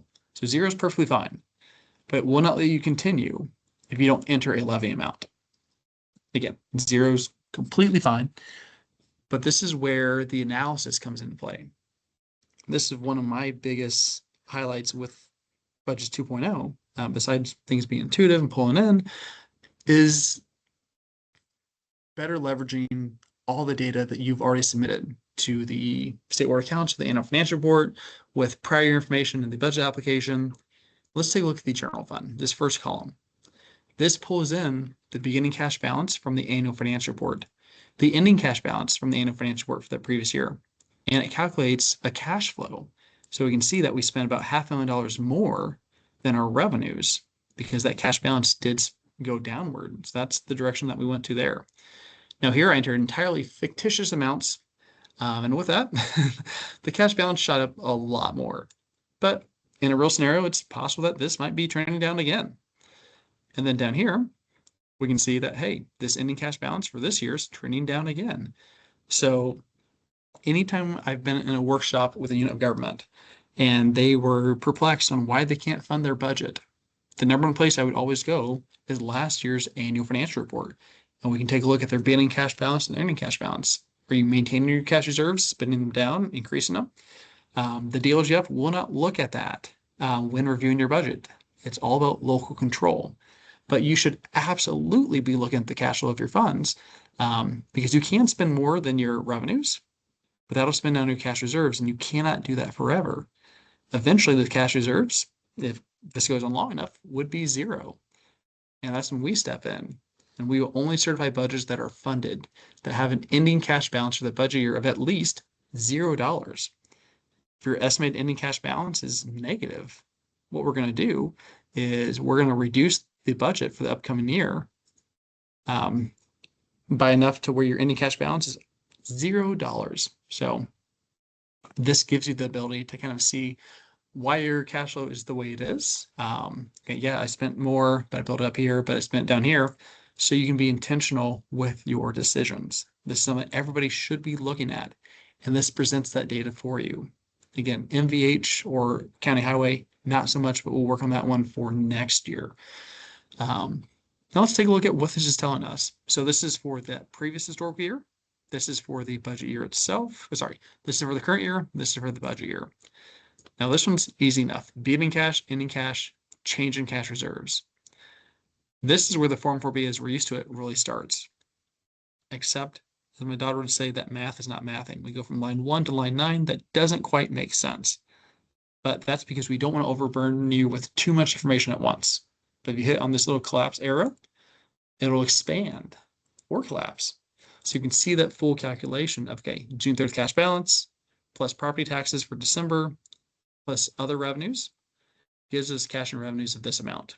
Then we subtract out our remaining budget, any additional preparations, and then those transfers out. That gives us our ending cash balance. All right. And then we kind of do the same thing again for that budget year. It's property taxes, tax cap losses, so reduction in the taxes we collect. The non-property tax revenues give us our total revenues. We can compare that to the budget. So we can see our revenues are 4.1 million and our budget is 4.9. Now, the only way the department can improve a budget of more than your revenues is if you have those cash balances to spend down, those cash reserves. In this case, we do. We're still positive for the general fund, so we're still fully funded. Then down here, we have the net assessed value and the rate. Now, I added some pretty made-up numbers here. So as a result, we can see that Park and Recreation, CCD, and the trash fund are not fully funded. This is something that you definitely want to be looking into, because this shows that if all the estimates stay exactly the same, that's how short you'd be at fully funding your budget. Now, if we come up here, we can see that, hey, we're under a max levy by $83,000 because we kept it at the max. We kept it at last year's amount. So if you wanted to, you could add up to 83,208 to some of these funds total, and that could help you with some funding issues. Now, maybe the Board of Council's biggest priority is just not increasing the property tax levy from last year. In that case, you might just keep that there and make some spending adjustments to those. That's where the DLGF cannot give you any financial advice. We can't give any legal advice. So that's where local control really takes over. Now, you can call us and give you options. Okay, well, in this case, you can reduce the current year's budget by doing an appropriation reduction resolution, or you can reduce this year's budget, or maybe you can allocate some more property taxes. That's the decision that you'll have to make, but we can help make you aware of some of those options. All right, let me go ahead and mark this page as complete. But here, we do have some negatives here, but because of local control, we will allow you to advertise and adopt unfunded budgets, but we never want that to come as a surprise for you. Now, here is the review page, much like the current year financial worksheet. You can click here to get the entire Form 4B for all funds, because rainy day, local run streets, we're all missing from there. But let's take a look at this big, scary red warning first. It says that we have some budgets that are not fully funded. And hey, again, it plugs your filter up, their email address and their phone number, so you can reach out to them with any questions that you have. If you click here, it'll tell you which funds are there and also give you some options. You can do an appropriation reduction. You can reduce the budget on Form 1. And then for follow-up questions, you can contact your field rep. If you click here to download the Form 4B, unfortunately for this year, it won't have that historical year from the annual financial report. That's something we will be trying to work on for next year. But here's the Form 4B. For all funds that we're used to, this is the exact same Form 4B as we had in the past. So make sure to review this in detail. So here we can see, the CCD fund. Again, I entered no cash balance. The ending cash balance is negative. So that makes it red and scary. It really stands out. Same with here. The budget is not fully funded. We want these to pop. They should absolutely be worth your attention to where you acknowledge these and generally try to address those in some way. I'm going to mark this page as complete. And this is where I'm actually going to turn things over to Barry to help walk us through the Form 3 setup page.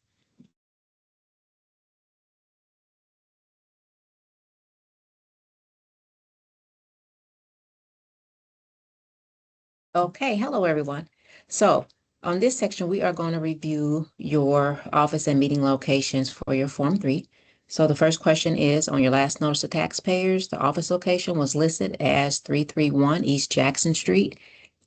If this will change, yes or no. So we're going to answer no for this question.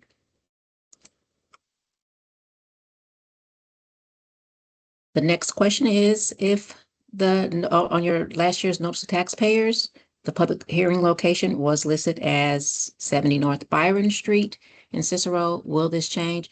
We are going to answer no. However, if you answered yes, you would have a field to fill in the updated information. The next question, on your last year's notice of taxpayers, the adoption meeting location was listed as same address, 70 North Byron Street. However, we're going to change this time. We're going to select yes and enter in the updated information. We're going to say it's 5 doors down at the fire station. So we're going to put 75 North Byron Street. I'm going to go down and save that information.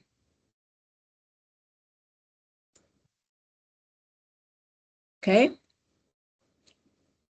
So we have now the meeting dates and times review. So for our public hearing information, last year the information was Tuesday, September the 16th, 2025. This year.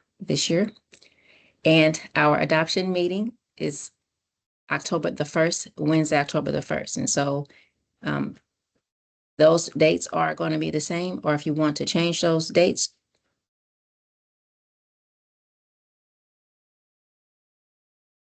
going to go to the unit question page, change those dates, and then you're redirected to the units questions page where you would enter those new dates. And so instead of September the 16th, we're going to change it to a week later, which we'll change that to September 23rd.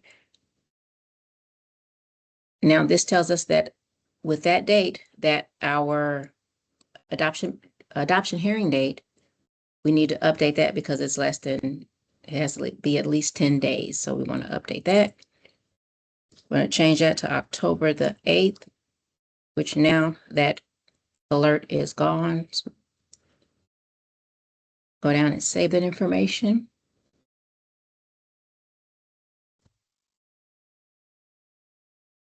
And we're going to go back to the advertisement page. Form 3, notice to taxpayers. We're going to go back to that page that we were. So here, because we've changed the unit questions page, we have to go ahead and mark this as complete. So that's where we saved it. But this is, I'm glad this happened. This is something that will happen to a lot of us if we go back and try to change something. Let's go down the very bottom and go to mark this as complete and continue. And now you can go back to where you're trying to do it. I'm going back to the advertisement steps. And then the Form 3 setup page. Okay, so we're back at our setup page. The last section is if there are any additional notes that you want to add for your notice to taxpayers. One thing here, since we are working on a town, if you were a township, you would have to list your telephone number for your taxpayers. So you would enter your telephone number here in that note section.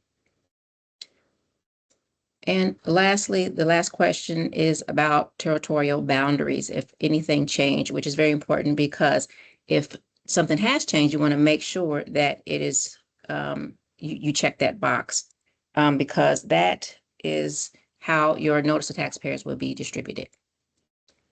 There are not any additional changes that you need to make. You want to save.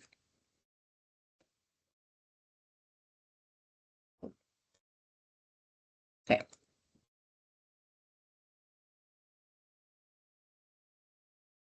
Alrighty. Thank you, Barry. All right, Jenny, do you have any questions about this page or the last page that I forgot to ask about?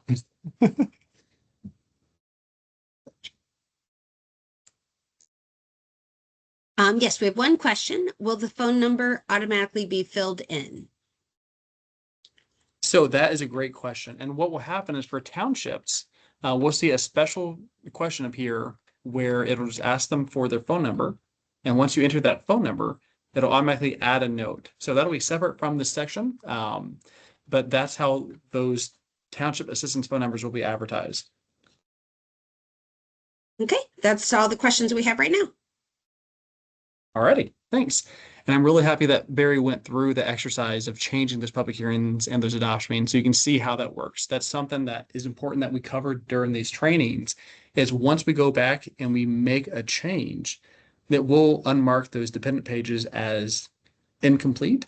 So you might need to go back and mark a few pages you already worked through as complete again, because you're just reviewing that information. So if you try to go to a page and it takes you back to another page that you're not trying to go to, more than likely that page just needs to be marked as complete. All right, so let me go and mark this page as complete and we'll continue. And this is where we get to the Form 3. Now with the Form 3, this is the review and submit page. I'm going to type in my name, title, and PIN and submit. But hey, there is something very important that we do is we're about to advertise something. This is a legal advertisement. This sets forth the notification of the public of your public hearing, your adoption meeting, and this proposed budgets and levies. You absolutely want to review this information. So here it says review or click to review the notice to taxpayers. 100% required is you click this link and then look over this prepared Form 3. Now, in the past, you need to pull in amounts here. You need to enter the public hearing dates and adoption meetings and all this information all over again. That automatically populates from what you've already entered. That's one thing 2.0 does a really, really good job of, is never asking for the same information twice. Now, if you looked at the rainy day fund and said, oh, wait, no, I meant to do 10,000. You could go back to the Form 1 and make that change. If the property taxes, oh, well, I wanted to bump up the general fund levy, you could. But once you submit the Form 3, you are locked in at those amounts, at those dates, at those times. And if you want to change any of those, it's highly likely you need to reach out your budget field rep, have the Form 3 unlocked by your field rep, Those aren't. and then restart the process. It's on top of it. Oh, okay. Hit okay, and I'll do it again. Alrighty. So that is how the Form 3 notice to taxpayers works. Now, let's go back here to the Form 3 review and submit There we page. go. And now that In you here. So now that you have reviewed the Form 3, you can go ahead and enter your name, your title, and your PIN. And now you can go ahead and mark this as, you can go and submit this, but there is a scary warning here. And we couldn't have this on the debt worksheet or the Form 1 quite yet because we didn't know which one you were going to do first. So we warn you here. This says that the debt payment amounts on the debt worksheet do not match the Form 1. So let's go take a look. And I'm going to go to the debt worksheet.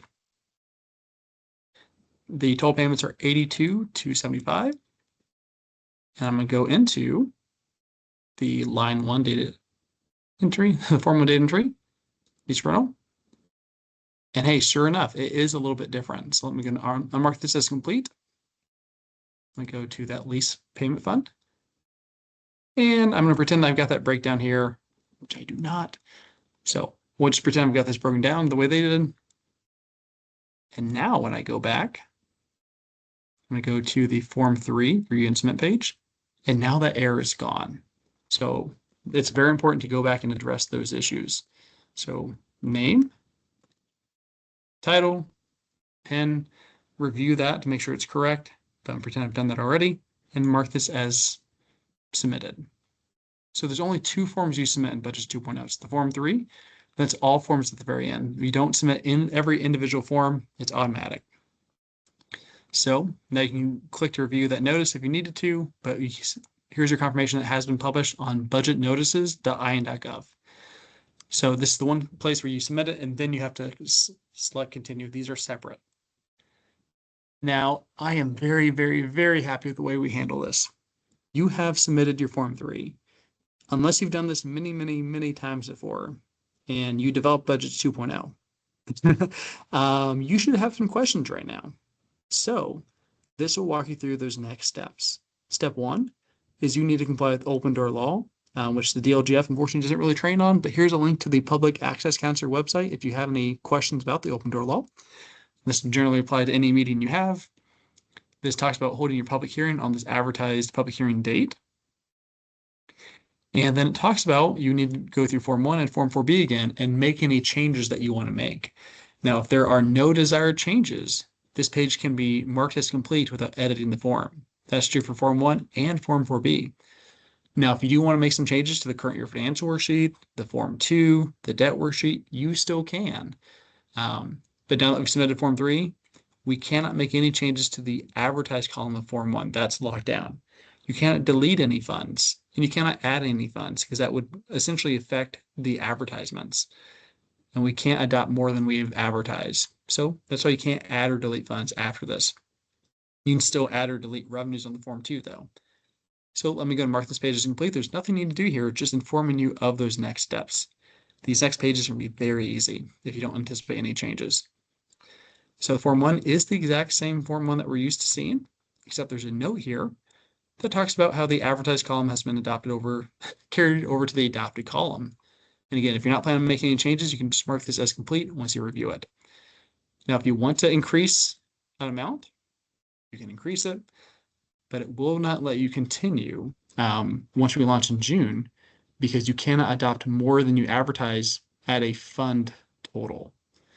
Now you can increase some and decrease others so that you're not increasing your overall budget for a single fund.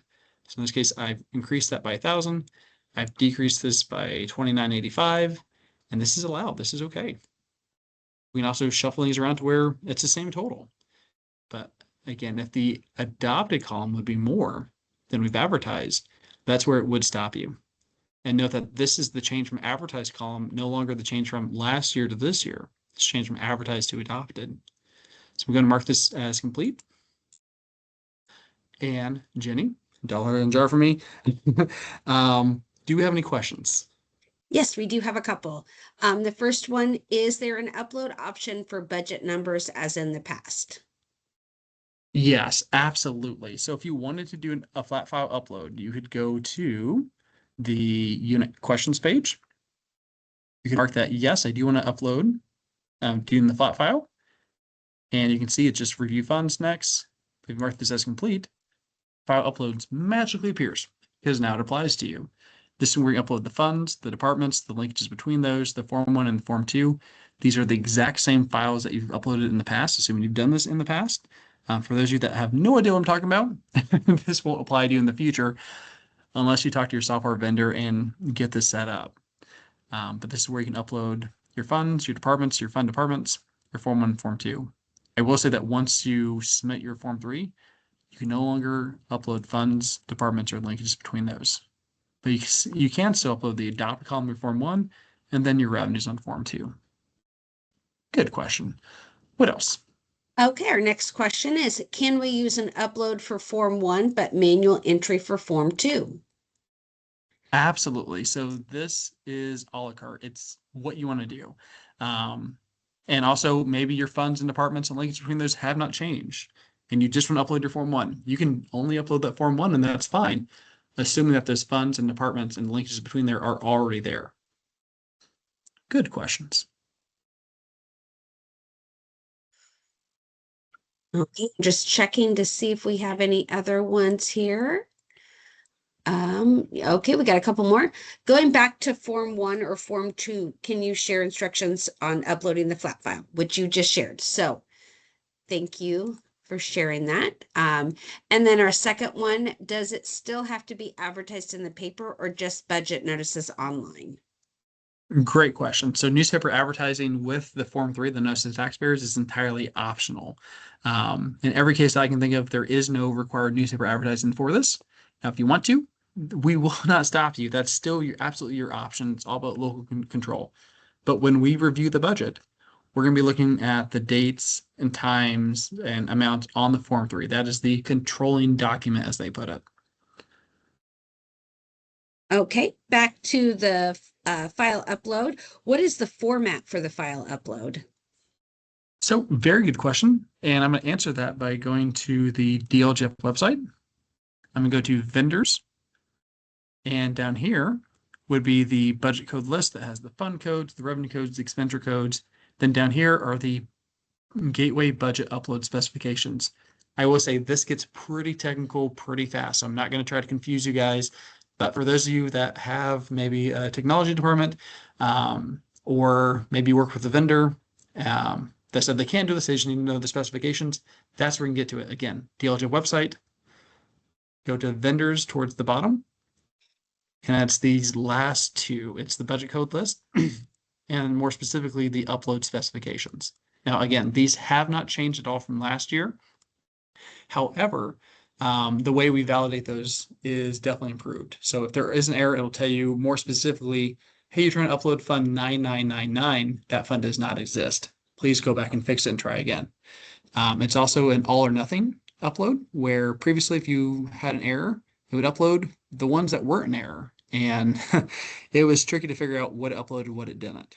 Now it's just, you have to upload a completely valid file before it does the upload. Okay, I think that's all our questions at the moment. Alrighty, so we have marked the Form 1 adopted page as complete because we only made a minimal change there. And on Form 4B, unless you want to lower your levies because you can't increase them or change your tax cap amount, it's really just reviewing these and marking it as complete. Again, you can still go back and change your revenues in the Form 2, your financial worksheet amounts, things like that. But as far as the Form 4B itself, it's review, lower your property taxes, or change your tax cap amounts. Those are really the only things you can do on this form. All right, so mark this as complete. We have the review page again. If you hit to review the notice or the Form 4B, you can see there's advertised and adopted side by side. The adopt column used to be blank, but what's happened is when you submitted the Form 3, Budget 2.0 took a snapshot of what you had in Form 4B, put it into a special archive table, and that's populating the advertised column. So advertised and adopted are independent of each other. So if you did make any changes, you could see that, such as on your Form 1. In this example, where we did change that amount, we lowered it by a couple thousand. All right, so let me go back. And here, anytime you see red, definitely review it. We know there's a few funds that are not fully funded. If this was not a demo, I'd be highly concerned as a local official, and I would go in and make probably some adjustments here, and definitely be able to answer to my board why these budgets are not fully funded. But that's pretty rare that somebody would knowingly advertise and adopt an unfunded budget. We won't stop you because you have local control, you have that flexibility. But in reality, most people would probably take some action to somehow affect this. But in this case, I'm going to mark it as complete. Now we're on the Form 4 adoption template review. So the Form 4 is what you print off to have adopted at your adoption meeting. If you have a resolution or adoption or ordinance number right now, you can add it. So maybe that is 2026 18. Or maybe you don't have one right now at all. You can leave it blank and pencil it in on the printed form. The DLGF will not review the ordinance numbers during the review. That's optional as far as our review is concerned. Now we do need to add the name of the adopting fiscal body. So in this case, this is for the town of Cicero. So I'm going to call this the Cicero Town Council. We're going to give you some examples. Now the type would be nice and easy, Township Board. The only one that gets a little tricky is if you're a city, it's Common Council, but the mayor is kind of a dead giveaway there. So Town Council for a town, easy enough. This next section is be pretty rare. Most adoption meetings are not continued, so you would leave this blank entirely. Now, there are some hoops to jump through if you do want to continue a meeting. Don't close or adjourn the meeting, and your meeting and the meeting minutes clearly state the date and time that you're going to continue it to. So you're holding it on the advertised adoption day, but you need some more time. That's how you can go through there, and your DLGF budget filter up will absolutely be asking for a copy of the signed meeting minutes showing that the meeting was continued and not closed or adjourned, and it states probably the date, time, location of when that meeting is going to be continued to. But again, very rare, completely optional. Likely you'll skip over entirely. And this is where you can click here to review the Form 4, except it'll give you a warning. So let's go and click Save first, because it doesn't want you to lose the information you've entered. That is a very frustrating part, and we don't want any part of that with Budget 2.0. So now we can click on here, and we can see the Form 4, but oh, man, there's a big draft watermark. I can't print this off yet. My board never signed this. Well, that's because this is for you to review it. So Cicero Town Council, here's the adoption date. This is the same Form 4 that we're used to, except we've got the max levy comparison here. So, hey, we're under a max levy by $83,000. We're at our max levy. We're over by $83,000. It just gives you that status. So that way everyone's aware. We've also added that max levy type here. So we can see that this is for the civil funds. Okay, general, that's civil. MVH is civil. Park and Rec is civil. These two are civil. And then we have the home rule funds, the board members, and the attestation. But we don't want to print this off with that draft watermark down there. We want that gone. So that's where this checkbox comes into play. You can check the box that says, I have reviewed the Form 4 adoption template. It can confirm that the budgets, tax levies, rates, voting members, adoption date, and adopting body is correct. I'm going to hit save because right now this does not work. No matter how hard I click it, it won't work. I'll click save, and hey, ta-da, that hue of yellow changed a little bit. And now this is where we can see that completed form without the draft watermark. Now on the unit questions page, it asked us if we were going to close on new debt. And If we answered yes, and we answered that that was going to be in December, this would be automatically checked with yes. If we answered that we had an excess levy appeal on the unit questions page, and on the excess levy appeals page that would conditionally appear, we said we had a shortfall appeal in December, this would be yes as well. All right. Otherwise, you can fill that out manually, which will probably be no unless you've changed your mind. All right, so now we're done here. We'd print this off and take it to your adoption meeting. Make sure everybody signs and marks how they vote. Make sure you have people attesting if you have the attestation. But let me go and mark this as complete. And pretend we have done our adoption. Now, one thing that I don't think we touch on very often in these trainings is the fact that the 1782 notice is the one form that you can do at any point in time. If you haven't done any pages yet at all, you can go directly here and edit those recipients. If you've submitted your budget forms, you can still go back and add somebody else, because maybe, oh, there's a new clerk treasurer, a new township trustee that's taking over. That person can still be added even though you've submitted your forms. That's the one exception. And it's kind of confusing, so that's why we don't talk about it too much. But just know there's lots of flexibility here. So here are the board members, or the person attesting, or the mayor that I've added on the managed board members page. So if we added any email addresses, we would see that appear here. And any email addresses on this page will get a copy of that 1782 notice, which is essentially you submit your budget forms, the DLGF does the review, and might make some modifications to those budget forms. That 1782 notice will have a copy of those forms with the changes on them, and you would have 10 days to respond with any changes you would want made. Okay. Now, once it's emailed out, that starts that 10-day window. So it's important that you have ample time to review this. So this is where you can add other recipients, maybe a personal email account, just in case someone gets stuck in spam, somebody else in case you're on vacation, hopefully not ill, but just not in the office for whatever reason. So you can add in more recipients if you needed to, but these have carried over from the previous year. So you've got the email addresses on the managed board council members page, and then you've got the email addresses from last year that you can add or delete from. Mark this as complete. And now this is the page where we upload our signed form 4. And with that dollar in the jar, do you have any questions about the previous pages? Ryan, we do have one. My understanding is that they are not to submit their Form 3 unless they're pretty much done. So yes, you would submit the Form 3 at least 10 days before your public hearing. So that way you can go and begin that process. But yes, you would probably make sure that your Form 1, your Form 2 are where you want it to be. With that being said, you're not locked into those revenue estimates. You're not locked into the additional appropriations that you've entered. I find it unlikely that your cash balances or expenditures as of June 30th will change. But if you find a mistake, you can go back and correct those as well. But yes, you would need to complete these other steps. So the current year financial worksheet, debt worksheet, Form 1, Form 2. Again, debt worksheet only if it applies. Form 4B before you submit Form 3. So you should be done with all these other steps before submitting this. All right. Any others? Yes, they've got, there's another question in there. How can I download output of individual forms, particularly Form 1 and 2 to Excel after entering? I am so glad that you asked, because that's one thing I didn't really touch on.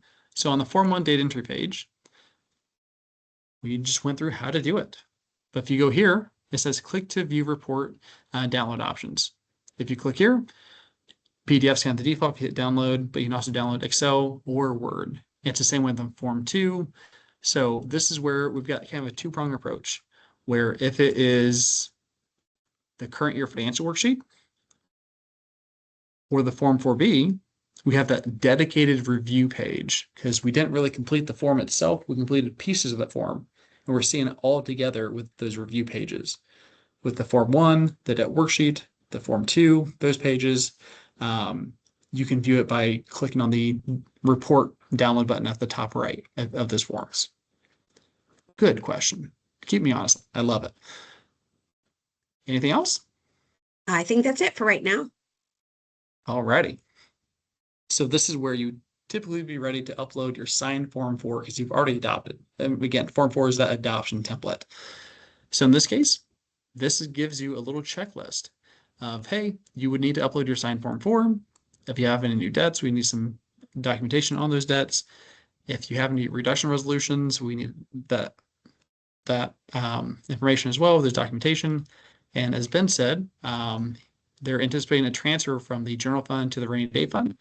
We would need a resolution authorizing that permanent transfer as well.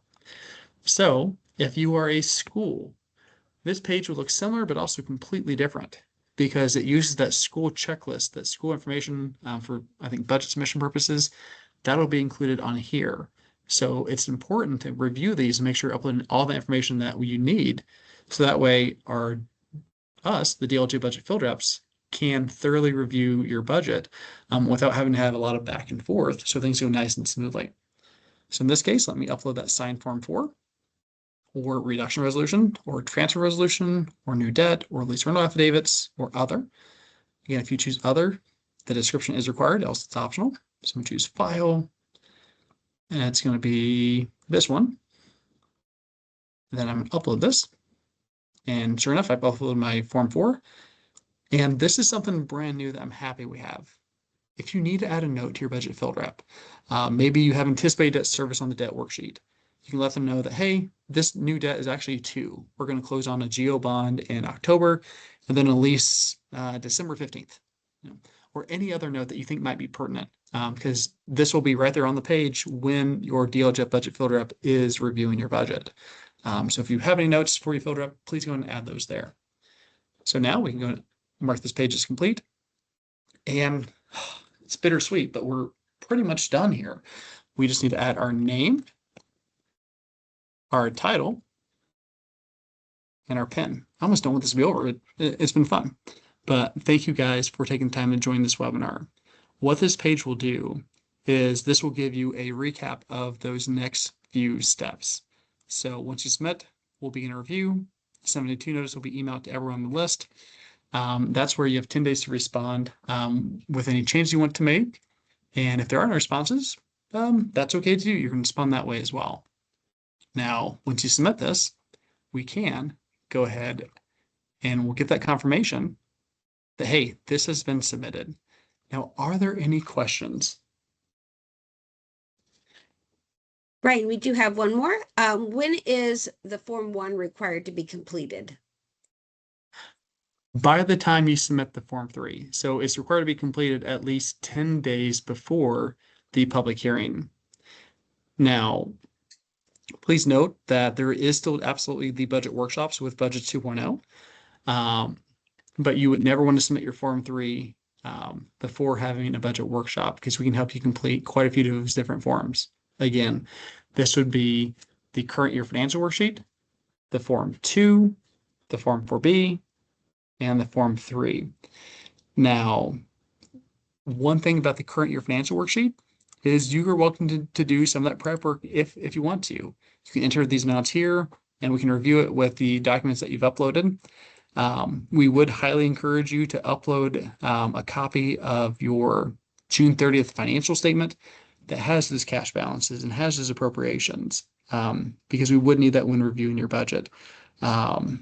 So any other questions right now at all? Yes, we got a couple more. Will the previous year budgets also be accessed through Budget 2.0, or will there be 2 separate budget applications? You guys are doing amazing. I'm very proud of you guys. So when you log into Gateway, you'll be on the select application page where it starts off with additional appropriations and goes to budget. This is where budget will be split into 2 different parts. It'll be budget 1.0, historical use only, which will take you to those historical years. Those are the same years that we're used to seeing. You won't use budget 2.0 for any year except 2027 and beyond. Unfortunately, we're not going to morph the old data into the new format. It's just going to be for 2026 and before, you'll use 1.0. For 2027 and beyond, you'll use 2.0, with the exception of April through May of 2026, where you get to redo 2026 in a test environment, where everything will be wiped out by the end of the year. All right. Okay, our next question. How many days do you have after your Form 4B is signed? Alrighty. So once you submit your form, or once you've adopted your budget on the Form 4, by statute, you would have 5 business days to submit your budget into Gateway through Budget 2.0. And that would include submitting the budget forms through here, and then also uploading those signed Form 4 and other required documents as well. Okay, our next questions. question. Please repeat the site to go over further practice. Can you repeat the test site? Very, very gladly. So the test site, which is really the live one, it's just for a couple months. We have it open for 2026 and we'll wipe it, is budget2.ifionline.org. Again, budget, only one budget. So budget, oh, sorry. Let me strike that entirely. So budget without an S, 2.ifionline.org. budget2.ifionline.org. Okay. Our next question, can more than one person have rights to edit and submit? Yes and no in that order.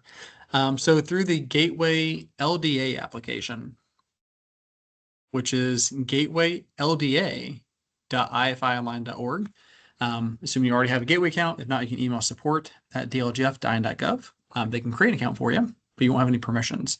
Through here, you can request access or delegate access if you're already that point person.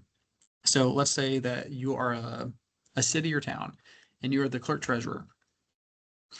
You can go and delegate access to your deputies if they already have an account. Or let's say they don't have an account yet. They can go to support.in.gov. Sorry, support@dlgf.in.gov, request for an account to be created for them for Gateway. Then from there, they can log into here with their credentials and request editing rights for the budget. So where the yes and no comes into play is there can only be one submitter for the budget application. And generally that cannot be delegated. I think there's an exception for schools where that can be essentially relinquished. But for everything else, you can only delegate editing or read-only rights, not submission. But you can have as many editors as you would like. The only caveat there is generally they will expire at the end of, expire sometime in the first 6 months. And we'll definitely put out communication about when that'll happen. But this is an annual process to have rights delegated to you. What we don't want is, hey, you worked with somebody 15 years ago and gave them access, and there's been some turnover over the past 15 years, and somebody still has access to your budget forms that you don't have an access for whatever reason. So that's why we do have that annual kind of re-up of those permissions. Good questions. And that is all of the questions that we have today. Alrighty, well, I would like to thank Allison, Ben, Barry, and the department for giving us the opportunity to have this webinar. I think this will be incredibly valuable. If you found this helpful, please absolutely have other people sign up as well. Now, with this being said, we will have more trainings throughout. It'll be very similar to this one, but again, keep me honest, I am going to put on myself to make a recording for counties, a separate Budget 2.0 walkthrough for townships, another one for cities and towns, kind of like we did here, but we'll go in more detail. So I do think that can be very, very helpful. And unfortunately, I am going to assign everyone homework. Those are not recorded yet. A couple are, not all of them. They need to go through a review process after that. But by the time we launch in June, we will absolutely have these recorded and posted. And my homework to you is to take the time to review, to watch these for your own specific unit of government. Because I do think that refresher will be very, very helpful for you. I'm going to try to get those out as soon as possible. Alrighty. Jenny, any closing remarks we need to talk about? Just as a reminder, Ryan mentioned the remaining that we do have a number of trainings that are available. We have in-person trainings as well as virtual trainings. So we do appreciate you all attending today. All of those are listed on the DLGF website. If you go to the website, which is in.gov/DLGF, under the green gateway, big, large green picture, there will be a link that will say Budget 2.0 training. Here, Ryan's going to pull it up. It has the one with the logo on there. So you'll see that. Just click on that, learn more. It will have all of the trainings available. So you can click on the click here to register button. If you have any questions about that or having trouble, just let us know. The in-person trainings do have limited seats for some of those. So if you click on it or it states that it is full, unfortunately that it is full, and we will try to try to look at a different option, or you can attend another virtual option. Feel free to join as many as you want to make sure you're comfortable, and as well as if you need access to Gateway or you're having problems with your login information, feel free to send an email to support@dlgf.in.gov, as Ryan mentioned, and we will work with you to try to get that resolved for you to be able to practice in the demo sandbox that we have here through the end of May. So thank you again for all of you joining today, and we appreciate your time. And thanks to Ryan for giving us our great presentation today.